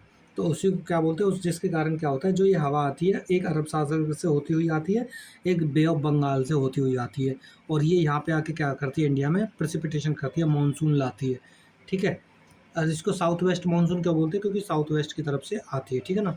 आप ऐसे लगाएंगे तो इधर साउथ है इधर वेस्ट है, तो इसलिए इधर से आती है, तो इसी को क्या बोलते हैं, साउथ वेस्ट मानसून बोलते हैं हम, ठीक है। अच्छा, द बस्ट मतलब फटना एक तरह से। मानसून आर पल्सेटिंग विंड्स, ठीक है ना। पल्सेटिंग मतलब कभी तेज कभी कम चलती हैं। एवरेज स्पीड जो होती है इनकी बच्चों, वो 30 किलोमीटर आवर के हिसाब से होती है। There sudden arrival with violent thunder and lightning is known as the breaking of monsoon, यानी कि एक तरह से मानसून का फटना क्या होगा कि बहुत जल्दी जो है क्या है, बहुत तेज़ और बहुत जल्द मतलब बड़ी मात्रा में जो क्या आती है, अचानक से जो आती है बारिश या थंडर, उसी को क्या बोलते हैं हम, ब्रेकिंग ऑफ द मानसून बोलते हैं। क्योंकि बहुत बड़ी मात्रा में फिर बारिश होती है, लाइटनिंग होती है, थंडर आता है, गड़गड़ाहट होती है बादलों में, ठीक है। ओके, फिर बात करते हैं, 2 ब्रांचेज होती हैं जैसे कि मैंने आपको बताया, एक अरबियन सी की वो होती है ब्रांच, एक बे ऑफ बंगाल की मानसून वो होती है ब्रांच। देखो इसमें समझ लो आप ये बात, एक आती है अरब सागर की साइड से, ठीक है ना, और एक आती है बे ऑफ बंगाल की साइड से। ये जो अरब सागर से आ रही है, ठीक है ना, यहाँ पे जो क्या है आपका, इधर वेस्टर्न घाट है और इधर बोलते हैं हम ईस्टर्न घाट। एक बात ध्यान रखना, जो इधर के पहाड़ हैं इसी को वेस्टर्न घाट बोलते थे, और ईस्ट साइड जो पहाड़ पड़ते हैं उनको ईस्टर्न घाट बोलते थे। जो अरब सागर से जो ये आ रही है ना मानसून की जो हवाएं आ रही है, ये क्या करती हैं, इन पहाड़ों से टकराती है और यहाँ पे खूब बारिश करती हैं दबादब, बहुत अच्छे से बारिश करती हैं। और आप ध्यान रखना, ये जो वेस्टर्न घाट है ना इसलिए बहुत हरा भरा भी होता है, मानसून सीजन में बहुत ज़्यादा बारिश होती है इस साइड, और कई बार ना आप देखो मुंबई में, केरल में आप इसके कारण बाढ़ भी आ जाती है। ठीक है बच्चे। और ईस्टर्न घाट जो बे ऑफ बंगाल की जो ब्रांच होती है वो क्या करती है, वो यहाँ से जाती है इधर से, और आपने देखा होगा यहाँ पे ना पहाड़ है मेघालय में, वो इनसे जाके टकराती हैं। और कुछ जो है आप जानते हो हिमालय पर्वत कहाँ इंडिया में, यहाँ से स्टार्ट है, जो हिमालय माउंटेन है वो कहाँ, यहाँ से स्टार्ट है, और ऐसे है वो, ठीक है ना, ऐसे है, ठीक है ना, ऐसे है हिमालयन माउंटेन, टोटल ऐसे है पूरा हिमालयन माउंटेन। तो जो इधर बे ऑफ बंगाल की जो क्या आ रही है हवाएं आ रही हैं ना, वो यहाँ से आएंगी। एक तो यहाँ पे क्या है, मेघालय में पहाड़ है और बीच में खाली स्पेस है, तो यहाँ से वो क्या करती हैं, यहाँ से जाती है, टकराती है और टकराते हुए इधर की तरफ मुड़ जाती है। अब जो मेघालय में जितने पहाड़ हैं, ठीक है ना, वो इनको रोकते हैं और मेघालय में बहुत ज़्यादा बारिश होती है। आपने नाम सुना होगा मौनसीग्राम या फिर चेरापूंजी का, वहाँ पे दुनिया की सबसे ज़्यादा बारिश होती है इसी कारण से, ठीक है ना। और ये दोनों जो ब्रांच है पता है कहाँ आके मिलती हैं। अब देखो कई बार आपने देखा होगा राजस्थान में, आपने सुना होगा कम बारिश होती है, क्योंकि आपने देखा यहाँ पे जो पहाड़ है ना अरावली, वो ऐसे है, ठीक है ना, कैसे है आप दोबारा देखना, अरावली जो माउंटेन है वो कैसे है, सॉरी, वेट अ मिनट बेटा, जो अरावली जो माउंटेन है वो कैसे है, वो ऐसे है यहाँ पे ऐसे, और विंड भी आप जानते हो ऐसी ही चल रही है। तो जो अरावली की माउंटेन है ना वो इनको रोक नहीं पाती है हवाओं को, क्योंकि पैरेलल है, ठीक है ना, जिसके कारण क्या होता है राजस्थान और हरियाणा में आपने देखा होगा बहुत कम बारिश आपको देखने को मिलती है, क्योंकि विंड को रोक ही नहीं पाते। और ये हवाएं सीधी जाकर टकराती है कहाँ से, हिमालयन माउंटेन से टकराती है, और आपको हिमालय की जो फुट हिल्स है जैसे उत्तराखंड हो गया, और जो आपका हिमाचल वाला इलाका होगा, यहाँ पे बारिश होती है बहुत ज़्यादा। और कई बार आपको जब यहाँ पहाड़ी इलाकों में बारिश होती है तो आपको लैंडस्लाइड देखने को मिलेंगे, यहाँ पे फ्लड्स देखने को मिलेंगे आपको यहाँ पे, ठीक है। ओके बच्चे, तो मैंने आपको दोनों चीज़ें समझा दी हैं, ठीक है, वही यहाँ पे लिखा हुआ है, ठीक है। अच्छा, फिर बात करते हैं characteristics of the Bay of Bengal. मैंने आपको ये बता दिया है कि बे ऑफ बंगाल में क्या होता है, ठीक है, ये कहाँ कहाँ जाके टकराती है, कहाँ कहाँ कितनी बारिश होती है, ये मैंने आपको बता दिया, ठीक है। अच्छा जी, फिर बात करते हैं ब्रेक्स इन द मानसून। अच्छा, एक चीज़ और थी बच्चे मैं आपको बताना भूल गया, जैसे कि मान लीजिए जब हमने बात करी थी किसकी, मानसून वाली अरबियन सी वाली साइड की बात करी थी, तो यहाँ पे जो हवाएं आती हैं, यहाँ पे हमने वेस्टर्न घाट की बात करी, हवाएं यहाँ टकराती हैं और यहाँ पे क्या करती है, बारिश करती हैं खूब दबा के। लेकिन क्या होता है, देखिए जो जो पहाड़ है हवाओं को इधर जाने से रोक लेता है, और जो इंडिया के इस साइड वाला हिस्सा यहाँ तो बारिश अच्छी होती है, लेकिन पहाड़ के इस साइड वाला जो हिस्सा यहाँ पे बारिश कम होती है। इसीलिए आप देखना मुंबई और पुणे में ना ज़्यादा अंतर नहीं है, मुंबई इस साइड पड़ता है और पुणे इस साइड पड़ता है, तो आप देखना मुंबई में तो खूब बारिश होगी, लेकिन पुणे में बारिश उतनी नहीं होती है, क्योंकि जो पहाड़ है उसको रोक लेता है, ठीक है ना, ठीक है। अच्छा, चलिए अब हम बात करते हैं किसकी बच्चे, अब हम बात करते हैं breaks in the monsoon. Monsoon में कैसे रुकावट आती है कई बार, the monsoon is not continuous, monsoon continue नहीं होती, it has wait and dry spells. इसमें कई बार क्या होता है, बहुत ज़्यादा कई बार बारिश होती है, कभी कभी सूखा भी है, मतलब बीच में रुकावट आ जाती है। इसका कारण क्या है, कारण ये है rain occurs only for a few days at A time, जो रेन है कुछ दिन के लिए आपको प्राप्त होती है, कुछ टाइम के लिए, governed by the movement of the monsoon trough, low pressure, low pressure जहाँ रहता है वहाँ जल्दी सी कई बार क्या होता है बारिश होती रहती है। When the trough is over the plain there is ample rainfall, if the axis shift closer to the Himalayas the plain experience dry spells while mountainous catchment area get heavy rain. This often lead to the devastating flood in the plains. Certainly, the regular arrival and retreat of the monsoon often disrupt farming schedules. अब आपको मैं simple सी बात बताता हूँ इसकी, देखो ये क्या कह रहा है, ये कह रहा है भाई कि आपने जो इंडिया का मैप देखा है कई बार, चलिए इसको इंडिया के मैप पे ही समझते हैं हम, ठीक है। देखिए कहाँ गया भाई इंडिया का मैप, अब ये देखिए आपको इस पे बताता हूँ मैं। जो आप ये देख रहे हो ना, मानसून ब्रेक का मतलब ये कह रहा है, देखो आप जानते हो जब जो सनसाइन करता है बहुत ज़्यादा नॉर्थ इंडिया में, तो सनसाइन करता है जो ये वाला इलाका है ना इंडिया का, ये वाले इलाके में क्या होता है, जब सनसाइन कर रहा होता है टेम्परेचर होता है, एटमॉस्फेयर जो एयर है ऊपर उठने लगती है, जिसके कारण जो क्या होती है यहाँ पे बारिश होती है बहुत अच्छे से, क्योंकि ठंड ऊपर उठेगी हवा तो सिंपल सी बात है, ठंडी होगी, ठंडी होकर जमेगी, जमने के बाद क्लाउड बनेंगे और बारिश होगी, ठीक है ना। अब क्या होता है, जब सिंपल सी बात है, कई बार जो जो ये प्रेशर बेल्ट है, क्या है, जो टेम्परेचर है, कई बार क्या होता है, जो हीट की जो प्रेशर बेल्ट होती है, जो हिमालयन रीजन है ना हमारा यहाँ से, वो इसके पास सरक जाती है, ठीक है ना, इसके पास सरक जाती है, यानी कि अब हीट यहाँ पे ज़्यादा हो रही है। और जब हीट यहाँ पे ज़्यादा हो रही है, तो सिंपल सी बात है, आप भी जानते हो, जहाँ पे हीट ज़्यादा होगी वहाँ पे प्रेशर लो होगा, और जहाँ प्रेशर लो होगा हवा ज़्यादा उठेगी, और जब हवा ज़्यादा उठेगी तो बारिश भी वहीं होगी। और सिंपल सी बात है भाई, जब यहाँ पे आपको क्या है, जो हीट की जो बेल्ट है यहाँ पहुँच गई है, तो बारिश भी यहीं आपको ज़्यादा देखने को मिलेगी, पहाड़ों में ही। और जब पहाड़ों में बारिश ज़्यादा देखने को मिलेगी, तो जो प्लेन वाला इलाका है इंडिया का, हरियाणा, पंजाब और यूपी वाला इलाका है, यहाँ पे बारिश आपको देखने को नहीं मिलेगी। तो जो बारिश यहाँ पे नहीं होती है, ठीक है ना, उसी को बोलते हैं मानसून ब्रेक, ठीक है ना। मानसून ब्रेक मतलब बारिश में रुकावट आ जाना, उसी को मानसून ब्रेक बोलते हैं, क्योंकि जो हीट वाली बेल्ट है वो माउंटेन की तरफ शिफ्ट हो जाती है, और जब माउंटेन की तरफ शिफ्ट हो जाती है तो वहीं पे बारिश ज़्यादा होती है। और सिंपल सी बात है, जब माउंटेन में ज़्यादा बारिश होगी, तो माउंटेन में बारिश का मतलब है भैया लैंडस्लाइड ज़्यादा होगी, वहाँ पे जो नदियाँ बह रही हैं वो ओवरफ्लो करेंगी, बाढ़ वगैरह आएगी, ठीक है ना। इसीलिए आपने देखना कभी मानसून में ना, आपको हिमाचल प्रदेश, उत्तराखंड में बहुत ज़्यादा लैंडस्लाइड, फ्लड वगैरह आपको न्यूज़ में देखने को मिलती है, ठीक है ना। तो ये था आपका सिंपल सा मतलब इसका, सारा का सारा मानसून का, ठीक है। फिर बात करते हैं रिट्रीटिंग मानसून। रिट्रीटिंग मानसून का मतलब है कि भैया मानसून वापस जा रहा है अब, ठीक है ना। अक्टूबर से नवंबर में वो वापस जाता है, जून जुलाई में जब आता है, और अक्टूबर से नवंबर में वापस जाता है, ठीक है।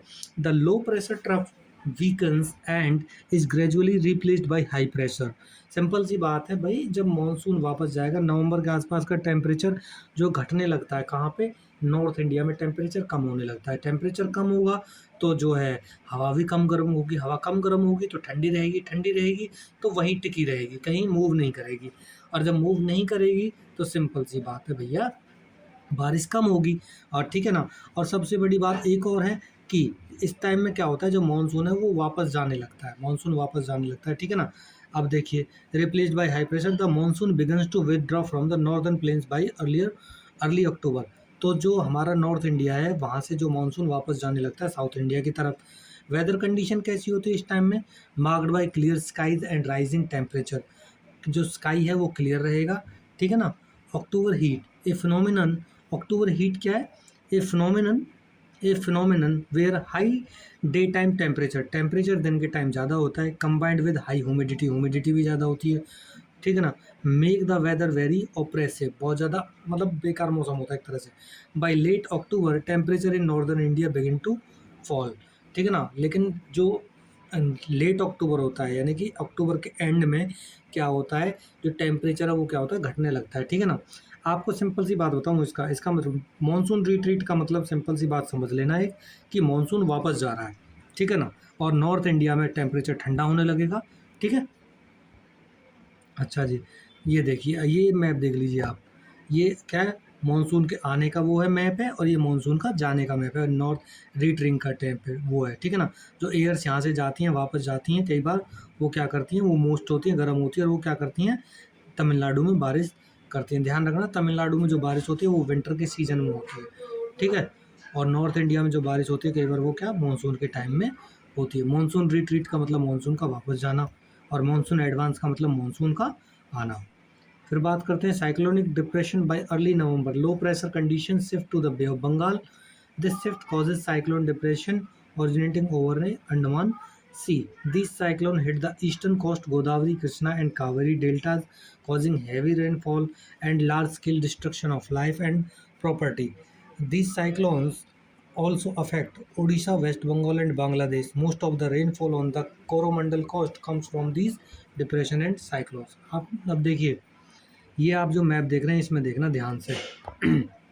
ये क्या कह रहा है कि भाई, जब क्या होता है कि आपका ना सर्दियों में क्या होता है, जो बे ऑफ बंगाल वगैरह है, मैंने आपको एक बात बताई थी कि सर्दियों में जो क्या होता है, जो ओशियन का टेम्परेचर है वो ज़्यादा हो जाता है और धरती ठंडी हो जाती है।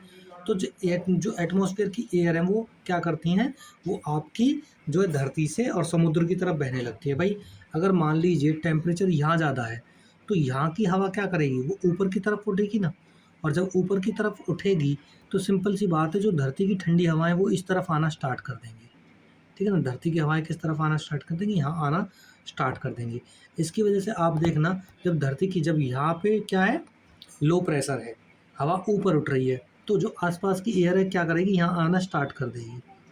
क्या कर देगी, यहाँ आना स्टार्ट कर देगी। ठीक है, जब यहाँ आना स्टार्ट कर देगी तो क्या होगा, जो आप ध्यान रखना, जब आना स्टार्ट कर देगी तो वो क्या है भाई, यहाँ से जल्दी जल्दी एयर ऊपर जा रही है, आसपास की एयर यहाँ भरती जा रही है, तो वो क्या है, ऐसे क्या है, सर्कल के शेप में क्या है आती हैं हवाएं, चारों तरफ से ऐसे आती हैं, और ऐसे आने के बाद क्या, एंटी क्लॉकवाइज डायरेक्शन में आती है चारों तरफ से, और वो आती है तो गोल गोल घूमने लगती हैं। जब गोल गोल घूमने लगती है तो ऊपर तक उठती हैं कई बार वो, और जब ऊपर तक उठती हैं तो कैसा बाउंडर बनाती है, इस तरह की वो बनाती हैं, इस तरह की। ठीक है ना, ऊपर उठती हैं, और यही जो साइक्लोन है फिर क्या, पानी पे चलता है, पानी पे चलते हुए इस साइड भारत की तरफ बढ़ता है, और जब भारत की तरफ बढ़ता है तो इसी से कारण क्या होता है, क्लाउड बनते हैं और बारिश बनती है। इस कारण आपको जो मोस्टली जो रेनफॉल है आपको कहाँ देखने को मिलेगी, कोस्टल इलाके में आपको देखने को मिलेगी, जहाँ पे उड़ीसा, आंध्र प्रदेश, वेस्ट बंगाल वगैरह मिलते हैं। ठीक है, ठीक है बच्चे, तो वही बात ये कह रहा है, देख लीजिए आप। The cyclone hit the eastern coast, यानी कि गोदावरी, कृष्णा और कावेरी वाले डेल्टा को हिट करता है। लार्ज स्केल डिस्ट्रक्शन आपको देखने को मिलता है, क्यों, हवाएं इतनी तेज चलती है, तूफान आते हैं बहुत ज़्यादा तेज। ठीक है ना, लाइफ और प्रॉपर्टी को डैमेज कर देते हैं। साइक्लोन आपको उड़ीसा, वेस्ट बंगाल और बांग्लादेश में आपको देखने को मिलेगा। ठीक है ना, कोरोमंडल तट पे आपको देखने को मिलेगी। आंध्र प्रदेश और तमिलनाडु का जो तट है उसको हम कोरोमंडल तट बोलते हैं। ठीक है ना, और उड़ीसा के तट को हम बोलते हैं उत्कल कोस्ट। ठीक है, अच्छा जी, अब बात करते हैं distributing of precipitation, high rainfall. तो बच्चों इसमें हम देखेंगे कि कहाँ पे हाई रेनफॉल होती है और कहाँ पे लो रेनफॉल आपको देखने को मिलती है। तो देखिए, जो आपकी हाई जो रेनफॉल है वो आपको कहाँ मिलेगी, वेस्टर्न कोस्ट पे देखने को मिलेगी, और आपको नॉर्थ ईस्टर्न इंडिया में देखने को मिलेगी, मेघालय वगैरह, आसाम वगैरह। आपको यहाँ पे ज़्यादा रेनफॉल देखने को मिलेगी। और वेस्टर्न कोस्ट यानी कि जो मैंने बताया था ना आपको, जो इंडिया का ये वाला हिस्सा बताया था, यहाँ पे ये वाले हिस्से में जो एयर्स को रोक लेता है और बहुत ज़्यादा क्या होती है, बारिश होती है, यहाँ पे देखने को मिलेगा। या फिर वेस्टर्न हिस्सा है जो यहाँ पे जो इंडिया का है, मेघालय वगैरह, वहाँ पे आपको ज़्यादा बारिश देखने को मिलती है। फिर इसके अलावा अगर हम बात करें तो लेर और लो रेनफॉल आपको कहाँ देखने को मिलेगी, अराउंड 60 सेंटीमीटर आपको या तो राजस्थान में देखने को मिलेगी, पंजाब, हरियाणा या गुजरात में आपको देखने को मिलेगी। और हरियाणा का तो एवरेज जो रेनफॉल है ना, पता है 44 सेंटीमीटर है, 44 सेंटीमीटर रेनफॉल होती है वेस्ट इंडिया में। ठीक है ना, वो हरियाणा में, सॉरी। फिर बात करते हैं हम क्या, अदर जो लो रेनफॉल एरियाज है वो कौन सा, डेक्कन प्लेटू है, आपको यहाँ पे रेनफॉल कम देखने को मिलेगी। इसके अलावा लेह वाला जो इलाका है, जम्मू एंड कश्मीर, अब तो लद्दाख में पड़ता है, वहाँ पे आपको लो रेनफॉल देखने को मिलती है। मॉडरेट जो रेनफॉल है वो आपको देखने को मिलेगी कहाँ पे, आपको कहाँ पे ये देखने को मिलेगी, आपको हिमालयन रीजन्स में। ठीक है, क्योंकि वहाँ पे स्नोफॉल होता है। वेरिएबिलिटी की बात करें तो annual rainfall varies from year two year, तो आप देखते हैं हर साल ज़्यादा या कम बारिश होती है। लो रेनफॉल रीजन्स हम बात करते हैं Rajasthan, Gujarat, leeward side of the Western Ghats and have high variability to prone droughts, while high rainfall areas to prone flood. Simple सी बात है, जहाँ ज़्यादा बारिश होगी वहाँ फ्लड के चांसेस ज़्यादा होंगे, जहाँ कम बारिश होगी वहाँ ड्रॉट के चांसेस ज़्यादा होंगे। लीवर्ड साइड और विंडवर्ड साइड दो होती हैं, ध्यान रखना। लीवर्ड साइड का मतलब क्या है, जैसे आपको देखो, ये इंडिया जो मैंने आपको कोस्ट बताया, यहाँ पे माउंटेन बताई थी आपको, तो इधर से जो हवाएं आ रही हैं उनको ये माउंटेन रोक लेगी, और माउंटेन जब रोकेगी तो यहीं पे ये बारिश हवाएं क्या कर देंगी, बारिश कर देंगी। इसको बोलते हैं विंडवर्ड साइड। दूसरी साइड जहाँ से हवाएं नीचे उतरती हैं कई बार, उसको बोलते हैं लीवर्ड साइड। और लीवर्ड साइड वो साइड होती है जहाँ पे कई बार बारिश नहीं होती। इसका ना सिंपल एक कॉन्सेप्ट मैं आपको एक बात बताऊँ, जैसे कि मान लीजिए ये माउंटेन है, ठीक है, ये माउंटेन है, तो एयर इस साइड से आ रही है बहती हुई, ठीक है ना, समुद्र की तरफ से। जब एयर इस साइड से आ रही है तो वो ऊपर चढ़ने लगती है, और जब एयर जैसे जैसे ऊपर चढ़ती है, ध्यान रखना वो ठंडी होती है। ठंडी होने के बाद क्या होता है, आप जानते हो ऊपर क्लाउड्स बनते हैं, और क्लाउड्स बनते हैं तो क्या होता है, प्रेसिपिटेशन होती है। तो जिस साइड से विंड आई और ऊपर चढ़ी, वहाँ पे क्या हो रहा है, आपकी बारिश हो रही है बढ़िया। और इस साइड ही आप जानते हैं जो वेस्टर्न इलाका है, वेस्टर्न घाट है, इस साइड बारिश होगी। और जैसे ही ये हवाएं यहाँ से नीचे उतरेंगी तो सिंपल सी बात है, सूखी हो जाएंगी। जितना भी मॉइस्चर था या फिर जितनी ह्यूमिडिटी थी या फिर जितना भी पानी था वो इधर बरस गया। लेकिन इधर क्या है, जो ये विंड है वो ड्राई है, तो इस साइड जो है क्या बारिश कम होगी। तो ये विंडवर्ड साइड है, ये वाली साइड, और ये लीवर्ड साइड है। विंडवर्ड साइड में ज़्यादा बारिश होगी और लीवर्ड साइड में ज़्यादा वो कम बारिश होगी। इसीलिए मैंने आपको बताया था कि मुंबई जिस साइड पड़ती है उस साइड बारिश ज़्यादा होती है और पुणे में बारिश कम होती है, क्योंकि पुणे जो है लीवर्ड साइड में पड़ता है। ठीक है ना। मॉनसून क्या एक यूनिफाइंग बॉन्ड है। The monsoon act as a primary unifying force for the Indian subcontinent. इसको छोड़ो। अच्छा जी अब बात करते हैं हम आगे। The Himalayan block cold central Asia wind allowing northern India to maintain higher temperature than other areas at the same latitude। यानी कि सिंपल सी बात है, जो हिमालय पता है क्या करता है, हिमालय जो सेंट्रल एशिया से जो कोल्ड विंड आती है ना उनको भी क्या करता है, रोक के रखता है। ठीक है। अब क्या है, the seasonal alteration of wind system provide a rhythmic cyclic of a season that defines an Indian landscape and animal plant life. इसके अलावा monsoon rain is the backbone of Indian agriculture. The timing and amount of rain determine the success और failure of the crops. आपको बात बताऊं, जो India की mostly जो agriculture है वो किस पे डिपेंड करती है, मॉनसून पे डिपेंड करती है आज भी। क्योंकि इंडिया की जो क्रॉप्स हैं वो कई बार क्या है, बारिश के पानी पर निर्भर होती हैं, और बारिश नहीं होती है तो कई बार किसानों की जो फसलें हैं वो बर्बाद हो जाती हैं। ठीक है। आपको सबसे ज़्यादा जो ड्रॉट के जो इम्पैक्ट देखने को मिलेंगे, सूखे के जो इम्पैक्ट देखने को मिलेंगे वो महाराष्ट्र में देखने को मिलेंगे, और वहाँ पे सबसे ज़्यादा सुसाइड भी होता है इसी कारण किसानों का। ठीक है ना। कल्चरल सिग्निफिकेंस की अगर हम बात करें, the arrival of the monsoon celebrated across the India. इसको मानसून को सेलिब्रेट किया जाता है। ठीक है ना। फोक लाइफ में like music festival and literature for the country, इसलिए भी सेलिब्रेट किया जाता है क्योंकि देखिए किसानों के लिए फ़ायदा होता है इससे। ठीक है। अब बात करते हैं, अब हमारा टॉपिक आएगा क्लाइमेट चेंज। ठीक है। तो क्लाइमेट चेंज के बारे में बात करें। क्लाइमेट चेंज देखिए, द चॉइसेस ऑफ अस, ये हमारी चॉइस है। क्यों चॉइस है, देखिए बात करते हैं भाई आगे, और कितनी जो है खतरनाक हो सकती है क्लाइमेट चेंज। अच्छा जी, अब बात करते हैं क्लाइमेट चेंज क्या है। Climate change is one of the most significant environmental issues facing the world today. Present time में सबसे ज़्यादा जो प्रॉब्लमेटिक चीज़ है वो क्लाइमेट चेंज है। ठीक है ना, हमारे लिए। It refer to the long term change in the earth's average temperature and weather pattern, primarily caused by the human activities like burning fossil fuels, deforestation, which increase greenhouse gases in the atmosphere। Simple सी बात है, जो long term जो average temperature है ये उसको impact करेगा, weather के पैटर्न को बदल देगा। ठीक है ना, कभी भी बारिश हो जाएगी, कभी भी तूफान आ जाएगा, जिसके और ये किसके कारण हो रहा है, ये हो रहा है ह्यूमन की एक्टिविटीज़ के कारण। क्या, क्योंकि वो फॉसिल फ्यूल्स को जला रहे हैं। ठीक है ना। इसके अलावा वनों को काट रहे हैं, डिफॉरेस्टेशन कर रहे हैं, जिसके कारण क्या हो रहा है, ग्रीन हाउस गैसेज बढ़ रही हैं। ग्रीन हाउस गैसेज वो क्या करती हैं, ग्रीन हाउस गैस है जैसे मीथेन हो गया और CO2 हो गया, इनके ज़्यादा बढ़ने के कारण देखिए, जहाँ ये पृथ्वी के टेम्परेचर को मेंटेन करती हैं, बना के रखती हैं, अगर ये ज़्यादा मात्रा में हो जाए तो ये टेम्परेचर को बढ़ाने में भी मदद करती हैं। ठीक है ना। फिर बात करते हैं causes of climate change. Climate change का कारण है बर्निंग ऑफ फॉसिल फ्यूल्स, जैसे कि कोल, ऑयल, नेचुरल गैस का हम यूज़ कर रहे हैं for electricity, transportation, industry release green house gases like carbon dioxide which trap heat and in the atmosphere. ये हीट को ट्रैप करती है, हीट को अपने में रखते हैं, जिसके कारण क्या है, टेम्परेचर बढ़ता हुआ चला जाता है। ठीक है ना। फिर देखिए कॉजेज ऑफ क्लाइमेट चेंज में हम, देखो आपको ये जो पिक्चर है बहुत कुछ दिखाएगी, जैसे कि जनरेटिंग पावर, कोल के थ्रू हम पावर जनरेट कर रहे हैं, manufacturing goods, power buildings, producing foods, using transportation, cutting down forest and consume too much. ठीक है ना, ज़्यादा हम जो कंज्यूम कर रहे हैं चीज़ों को।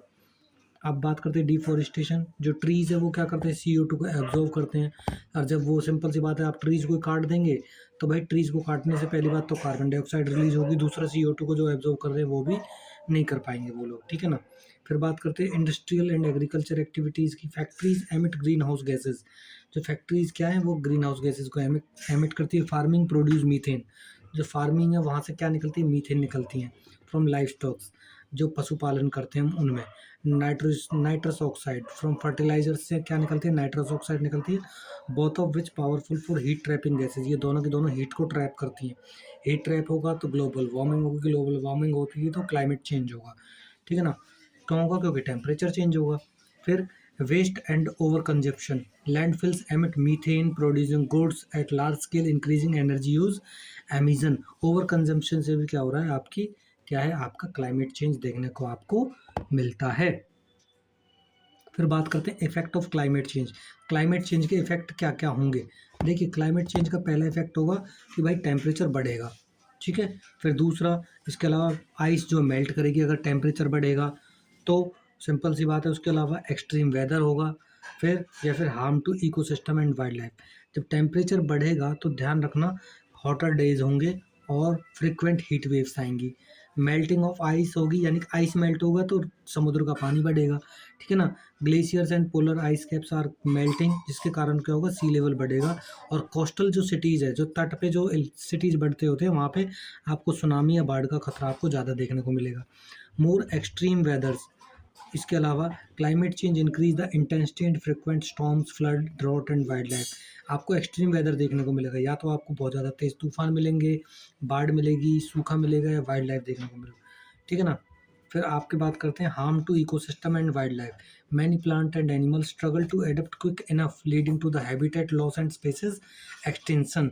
जिसके कारण क्या होगा, इसके कारण कई बार बहुत सी जो स्पीसीज हैं वो ख़त्म हो जाएंगी, उनका हैबिटेट ख़त्म हो जाएगा, ठीक है ना।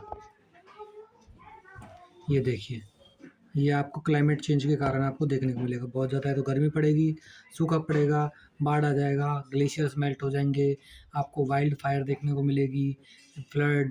इसके अलावा आपको लाइटनिंग देखने को मिलेगी, साइक्लोन्स देखने को मिलेंगे आपको, ठीक है ना।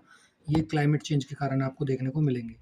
इम्पैक्ट ऑन ह्यूमन हेल्थ पे क्या इम्पैक्ट पड़ता है इसका। इम्पैक्ट पड़ता है भैया कि सिंपल सी बात है कि वुमेन हेल्थ के साथ साथ देखिए, फूड शॉर्टेज पे काम करेगा, और वाटर शॉर्टेज आएगी, हेल्थ प्रॉब्लम्स आएगी, लाइक हीट स्ट्रेस आएगा, स्प्रेड ऑफ डिजीज आएगा, इकोनॉमिक लॉसेज और क्लाइमेट ड्राइवन मिटिगेशन माइग्रेशन आएगा आपको देखने को। इकोनॉमिक लॉस होंगे तो लोग एक जगह से दूसरी जगह जाना प्रीफर करेंगे, ठीक है ना। अब देखिए, ये रहा क्लाइमेट चेंज के क्या इम्पैक्ट पड़ते हैं ह्यूमन हेल्थ पे।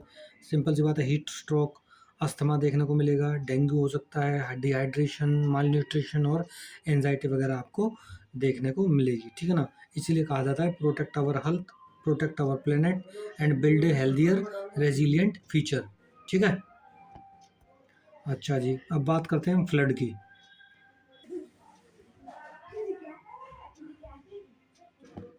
तो यहाँ पे समझेंगे क्या, वही वाली बात। ओरिजिन क्या होता है, ओरिजिन होता है आपका, जहाँ से रिवर निकलती है वो ओरिजिन है, जहाँ पे पानी गिराती है वो माउथ है। कैचमेंट एरिया, जहाँ बारिश होती है और वो सारा का सारा पानी रिवर में चला जाता है, वो कैचमेंट एरिया। छोटी छोटी नदियाँ जब बड़ी नदी में आके मिलती है वो ट्रिब्यूटरीज कहलाती हैं। फ्लड प्लेन जो रिवर के पास वाला इलाका होता है, जब रिवर ओवरफ्लो करती है तो सारा पानी इसमें भर जाता है, उसी को फ्लड प्लेन एरिया बोलते हैं। रन ऑफ बोलते हैं हम किसको, water that flow over land into the reverse, ठीक है ना, उसको बोलते हैं हम रन ऑफ बोलते हैं, जहाँ से पानी बहता है, ठीक है ना, उसी को रन ऑफ बोलते हैं हम, ठीक है बच्चे। ओके, तो अब हम नेक्स्ट चलते हैं। ये सारा का सारा क्या था, रिवर के रिगार्ड्स जितनी भी टर्मिनोलॉजी थी वो है ये सारी की सारी, ठीक है ना। अच्छा जी, फिर बात करते हैं हम क्या, ये देखिए एक और है पार्ट ऑफ ड्रेनेज, आप इसमें से भी समझ सकते हैं इसको, ठीक है। अच्छा जी, फिर बात करते हैं हम क्या, मेजर हजार्ड्स कौन कौन से आ सकते हैं इससे। देखिए, सिंपल सी बात, जब रिवर क्या करती है, डैम बस्ट हो सकते हैं, रेजर्वर क्रैक्स है, probability period where the branches may be have been noticed. इसके अलावा आप देखिए, एक बात बताऊँ आपको, फ्लड को रोकने के लिए क्या क्या कर सकते हैं, एक वार्निंग सिस्टम होता है, ठीक है, द सेंट्रल वाटर कमीशन के द्वारा monitor flood prone rivers through about 132 forecasting station. यानी कि जो फ्लड प्रोन एरियाज होते हैं, रिवर एरियाज होते हैं जहाँ पे बाढ़ आने की संभावना होती है, उनको 132 फोरकास्टिंग स्टेशन से मॉनिटर किया जाता है। लगातार देखते रहते हैं कि भाई यहाँ पे जो क्या होगी, यहाँ पे बाढ़ तो नहीं आने वाली है, ठीक है ना। फिर हाइड्रोग्राफ क्या होते हैं, चार्ट्स होते हैं use to show the lag time between heavy rainfall and the peak discharge. This interval is called lag time, ठीक है। फोरकास्टिंग की बात करें तो क्या है, over 6000 forecast are issued annually. हर साल हम इतने फोरकास्ट निकालते हैं एनुअली, ठीक है ना, इससे फ्लड से रिलेटेड। फिर warning are disseminated via TV, radio, computer network to allow for evacuation and administrative preparation.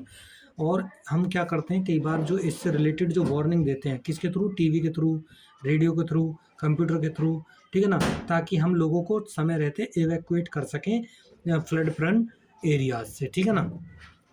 अच्छा जी, फिर हम बात करते हैं किसके बारे में, vulnerability settlement in the low lying areas of flood plains और the steep slopes, houses built on stilts near river mouth. Simple सी बात है, वल्नरेबिलिटी सेटलमेंट वो एरिया होता है जो बाढ़ के आसपास वाले इलाके में बसा हुआ होता है, ठीक है ना, नदी के आसपास वाले इलाके में, या फिर जो जहाँ से नदी बह रही होती है माउंटेन्स में, वहाँ पे बसा हुआ होता है जहाँ पे बाढ़ की संभावना होती है। Industries and urban project in flood plains. Paved surface, paved मतलब जो पक्का जो सरफेस होता है, roads, parking lots prevent water from seeping underground, increasing vulnerability. Simple सी बात है, जो शहर वाले इलाके होते हैं ना, आप देखना वहाँ पे इंडस्ट्रीज बनी होंगी, पक्की रोड्स होंगी, और सिंपल सी बात है, जितना कंक्रीट एरिया होगा वहाँ पे अगर बारिश हो रही है तो सारा का सारा पानी जो धरती के नीचे जाना चाहिए था, ग्राउंड वाटर रिचार्ज के काम आना चाहिए था, वो कहीं और रन ऑफ हो जाएगा, ठीक है ना। तो उससे भी क्या होती है, वल्नरेबिलिटी बढ़ती है बाढ़ की। टिपिकल इफेक्ट, यानी कि क्या क्या इफेक्ट हो सकते हैं, सिंपल सी बात आपको बताऊं तो भाई इसमें आप डिजीज देखने को मिलते हैं। फ्लड जो मिक्स अब वेस्ट वाटर एंड वाटर, जो फ्लड का पानी है वो कई बार सीवेज के पानी से मिल जाता है जाके। आपने देखा होगा ना, शहरों में जैसे ही बारिश होती है तो आपको नालियों का पानी होता है वो बारिश के पानी के साथ मिक्स हो जाता है, और कई बार जब आप उससे निकलते हैं ना या ज़्यादा देर उसमें रहते हैं तो आपको बहुत सारी बीमारियां भी हो जाती हैं, मच्छर इकट्ठे हो जाते हैं, मलेरिया होने लगता है, लोगों को डायरिया होने लगता है, ठीक है ना, इस तरह की बीमारियां होने लगती हैं उसकी वजह से, ठीक है ना। फिर बात करते हैं फिजिकल डैमेज क्या होता है। फ्लड आती है तो भाई हाउसेज, लिव स्टॉक, इंफ्रास्ट्रक्चर, सभी चीज़ों को क्या करता है वो मतलब डिस्ट्रॉय कर देता है। लैंड स्लाइड आते हैं पहाड़ वाले इलाकों में, सॉइल इरोजन होता है, ज़्यादा अगर बारिश होगी तो क्या होगा ज़्यादा पानी आएगा और जिसकी वजह से क्या होगा, जो है वो मिट्टी का कटाव करेगा, और जब मिट्टी का कटाव करेगा तो सिंपल सी बात है उसी को हम क्या कहते हैं, सॉइल इरोजन बोलते हैं। सॉइल की क्वालिटी घट जाएगी वहाँ पे या कटाव होगा।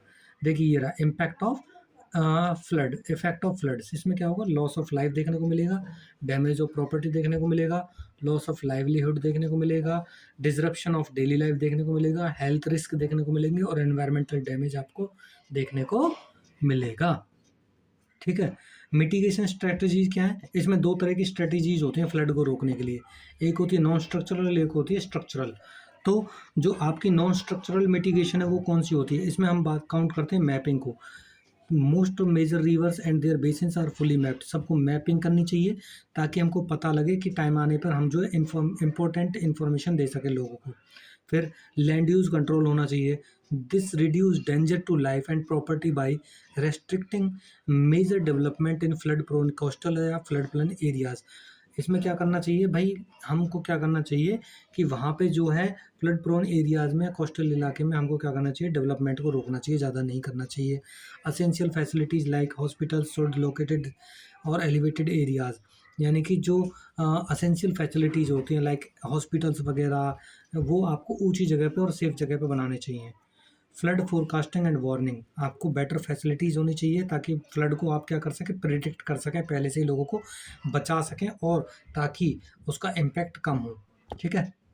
अच्छा जी, ये स्ट्रक्चरल मिटिगेशन में कौन सा आता है, स्ट्रक्चरल मिटिगेशन में आता है आपको आपको स्ट्रेटनिंग द चैनल्स, यानी कि meander are open and straighten to the allow water to flow more speedily during the floods, यानी कि सिंपल सी बात है, मेन यानी कि आपको ना क्या कह रहा है, ये कह रहा है अगर मेंडर्स में होंगे तो उसकी जो स्पीड है वो कम होगी, और अगर स्ट्रेट होगी तो उससे क्या होगा, उसकी स्पीड बहुत ज़्यादा ज़्यादा होगी, इसलिए उसको क्या करना चाहिए, straightening of channel, meander are open and straight to allow water to flow more speedily during the flood. Dykes and levees, इसमें क्या होगा, artificial embankment build to divert और contain the flow of water in particular direction, यानी कि simple सी बात है, artificial embankment यानी कि आप बाढ़ जैसी चीज़ें बना सकते हैं, आप दोनों साइड क्या बना सकते हैं, एक तरह से खड़ी दीवार सी बना सकते हैं, किसकी तरफ, मिट्टी की, किसकी तरफ, नदी की तरफ, ठीक है ना, जिसके कारण क्या होगा, जो वाटर का फ्लो होगा एक पर्टिकुलर डायरेक्शन में होगा जिसमें आप चाहें। फिर stream behaviour, studying hydrography help in building engineering structures that divert the course of water away from the high risk area। आप क्या करेंगे, आप पहले तो उसको स्ट्रीम के बिहेवियर को देखेंगे कि पानी कहाँ कहाँ से बहता है, और कई बार क्या उसको डाइवर्ट करने की कोशिश करेंगे, ठीक है ना, और हाई रिस्क एरियाज के थ्रू, मतलब वहाँ से आपको दूर ले जाना है उसको। Flood proofing, artificial reservoirs built in flood prone areas with sluice gates to divert water। इसके अलावा sandbags used a temporary measures to block water flow in specific direction, constructing platform and elevations।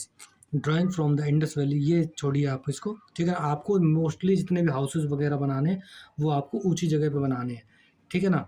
जैसे कि the this is also common in Nordic countries for settlement below the sea level, ठीक है। अच्छा जी, अब आपका last topic है ये carbon footprint. इसका मतलब क्या होता है कार्बन फुटप्रिंट का? The total amount of green house gases released into the atmosphere due to the human activities.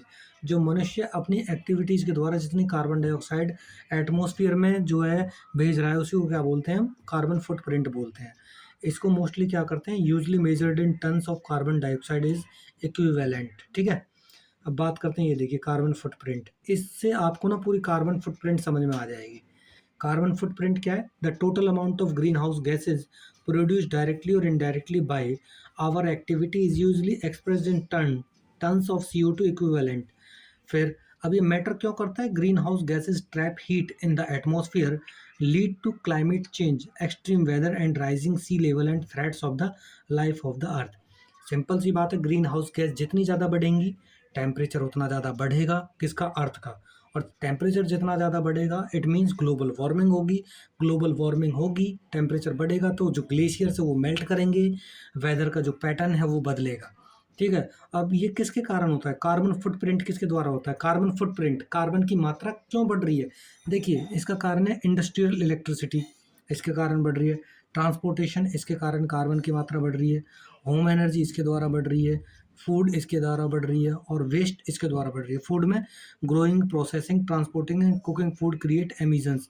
Simple सी बात है, इससे ना आप CH4 वगैरह देखते हैं, उसकी जो वो होती है प्रोडक्शन होता है, उससे भी क्या होता है कई बार कार्बन फुटप्रिंट बढ़ते हैं। रिड्यूस योर कार्बन फुटप्रिंट, किसके द्वारा आप इससे क्या कर सकते हैं? कम कर सकते हैं। एनर्जी को अच्छे से यूज़ कीजिए। इसके अलावा लो कार्बन ट्रांसपोर्ट यूज़ कीजिए।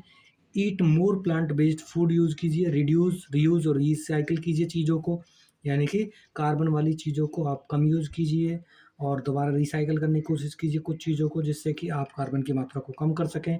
प्लांट ट्रीज और उनको प्रोटेक्ट कीजिए। Small actions big impact, together we can live a lighter footprint on the our planet, ठीक है। ये देख लीजिए वही वाली बात है। मेजर सोर्सेज आ रहे हैं, कौन कौन से major sources? Coal, petroleum, natural gas, car, buses, airplanes, electricity generation, ये सारे के सारे किसके कारण है? कार्बन फुटप्रिंट के। इसके अलावा इंडस्ट्रीज, डिफॉरेस्टेशन, इसके अलावा air conditioner, refrigerators, agriculture, livestock farming, ये सारे के सारे कारण है किसके? उसके, कार्बन फुटप्रिंट के।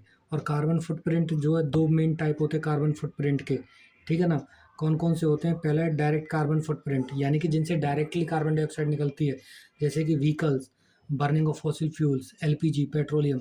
दूसरे इनडायरेक्टली होती हैं। इनडायरेक्टली में कौन कौन से आते हैं? जैसे कि आपने देखा होगा भाई, मैन्युफैक्चरिंग या transportation of goods, services we use like clothes, electronic items और फूड प्रोडक्ट्स, इसके द्वारा होते हैं, ठीक है। अच्छा, effect of high carbon footprint क्या होता है? ग्लोबल वार्मिंग होती है। ग्लोबल वार्मिंग मैंने पहले बता दिया, आइस मेल्ट करेगी, सी लेवल राइज होगा, क्लाइमेट चेंज होगा, ठीक है ना। अच्छा जी, ways to reduce carbon footprint, कैसे हम घटा सकते हैं? मैंने पहले ही बताया, आप पब्लिक ट्रांसपोर्ट यूज़ कीजिए, साइकिलिंग यूज़ कीजिए, वॉक करके जाइए, इलेक्ट्रिसिटी सेव कीजिए, energy efficient appliances, switch to renewable source of energy, यानी कि ऐसे एनर्जी यूज़ कीजिए जो रिन्यूएबल हो, जैसे कि शुद्ध हो, जैसे कि आप विंड एनर्जी यूज़ कर सकते हैं, सोलर एनर्जी यूज़ कर सकते हैं। आप प्लास्टिक को यूज़ करना बंद कीजिए अननेसेसरी। इसके अलावा आप अपने जो लोकल प्रोडक्ट है उनका यूज़ कीजिए ज़्यादा। आप कोशिश कीजिए चीज़ों की, जो ऐसी चीज़ें जो एनवायरनमेंट को नुकसान पहुँचा रही है उनको रिड्यूस करें, और जो आप दोबारा चीज़ों को यूज़ कर सकते हैं उनको दोबारा यूज़ कीजिए, और जिस मटेरियल को रिसाइकिल कर सकते हैं उसको रिसाइकिल कीजिए, और ज़्यादा से ज़्यादा प्लांट लगाइए, ठीक है। अच्छा, अब स्टूडेंट क्या कर सकते हैं? आपकी लास्ट स्लाइड है इसमें। स्टूडेंट क्या कर सकते हैं इसमें? Role of student in reducing carbon footprint, student plays an important role in environment protection by, किसके द्वारा वो कर सकते हैं भाई? अवेयरनेस फैलाओ कार्बन फुटप्रिंट के बारे में, और एनर्जी कंजर्वेशन पे जोर दो। इसके अलावा प्लांटेशन कीजिए ट्रीज़ का, और इको फ्रेंडली हैबिट आप क्या करिए? बनाइए। कहाँ पे? घर पे भी और स्कूल में भी, ठीक है। अच्छा जी, ये आपका पूरा का पूरा चैप्टर हो गया है, ठीक है बच्चे। और आप इसी तरह पढ़ते रहिए और पढ़ते रहिए। जय हिंद, जय भारत।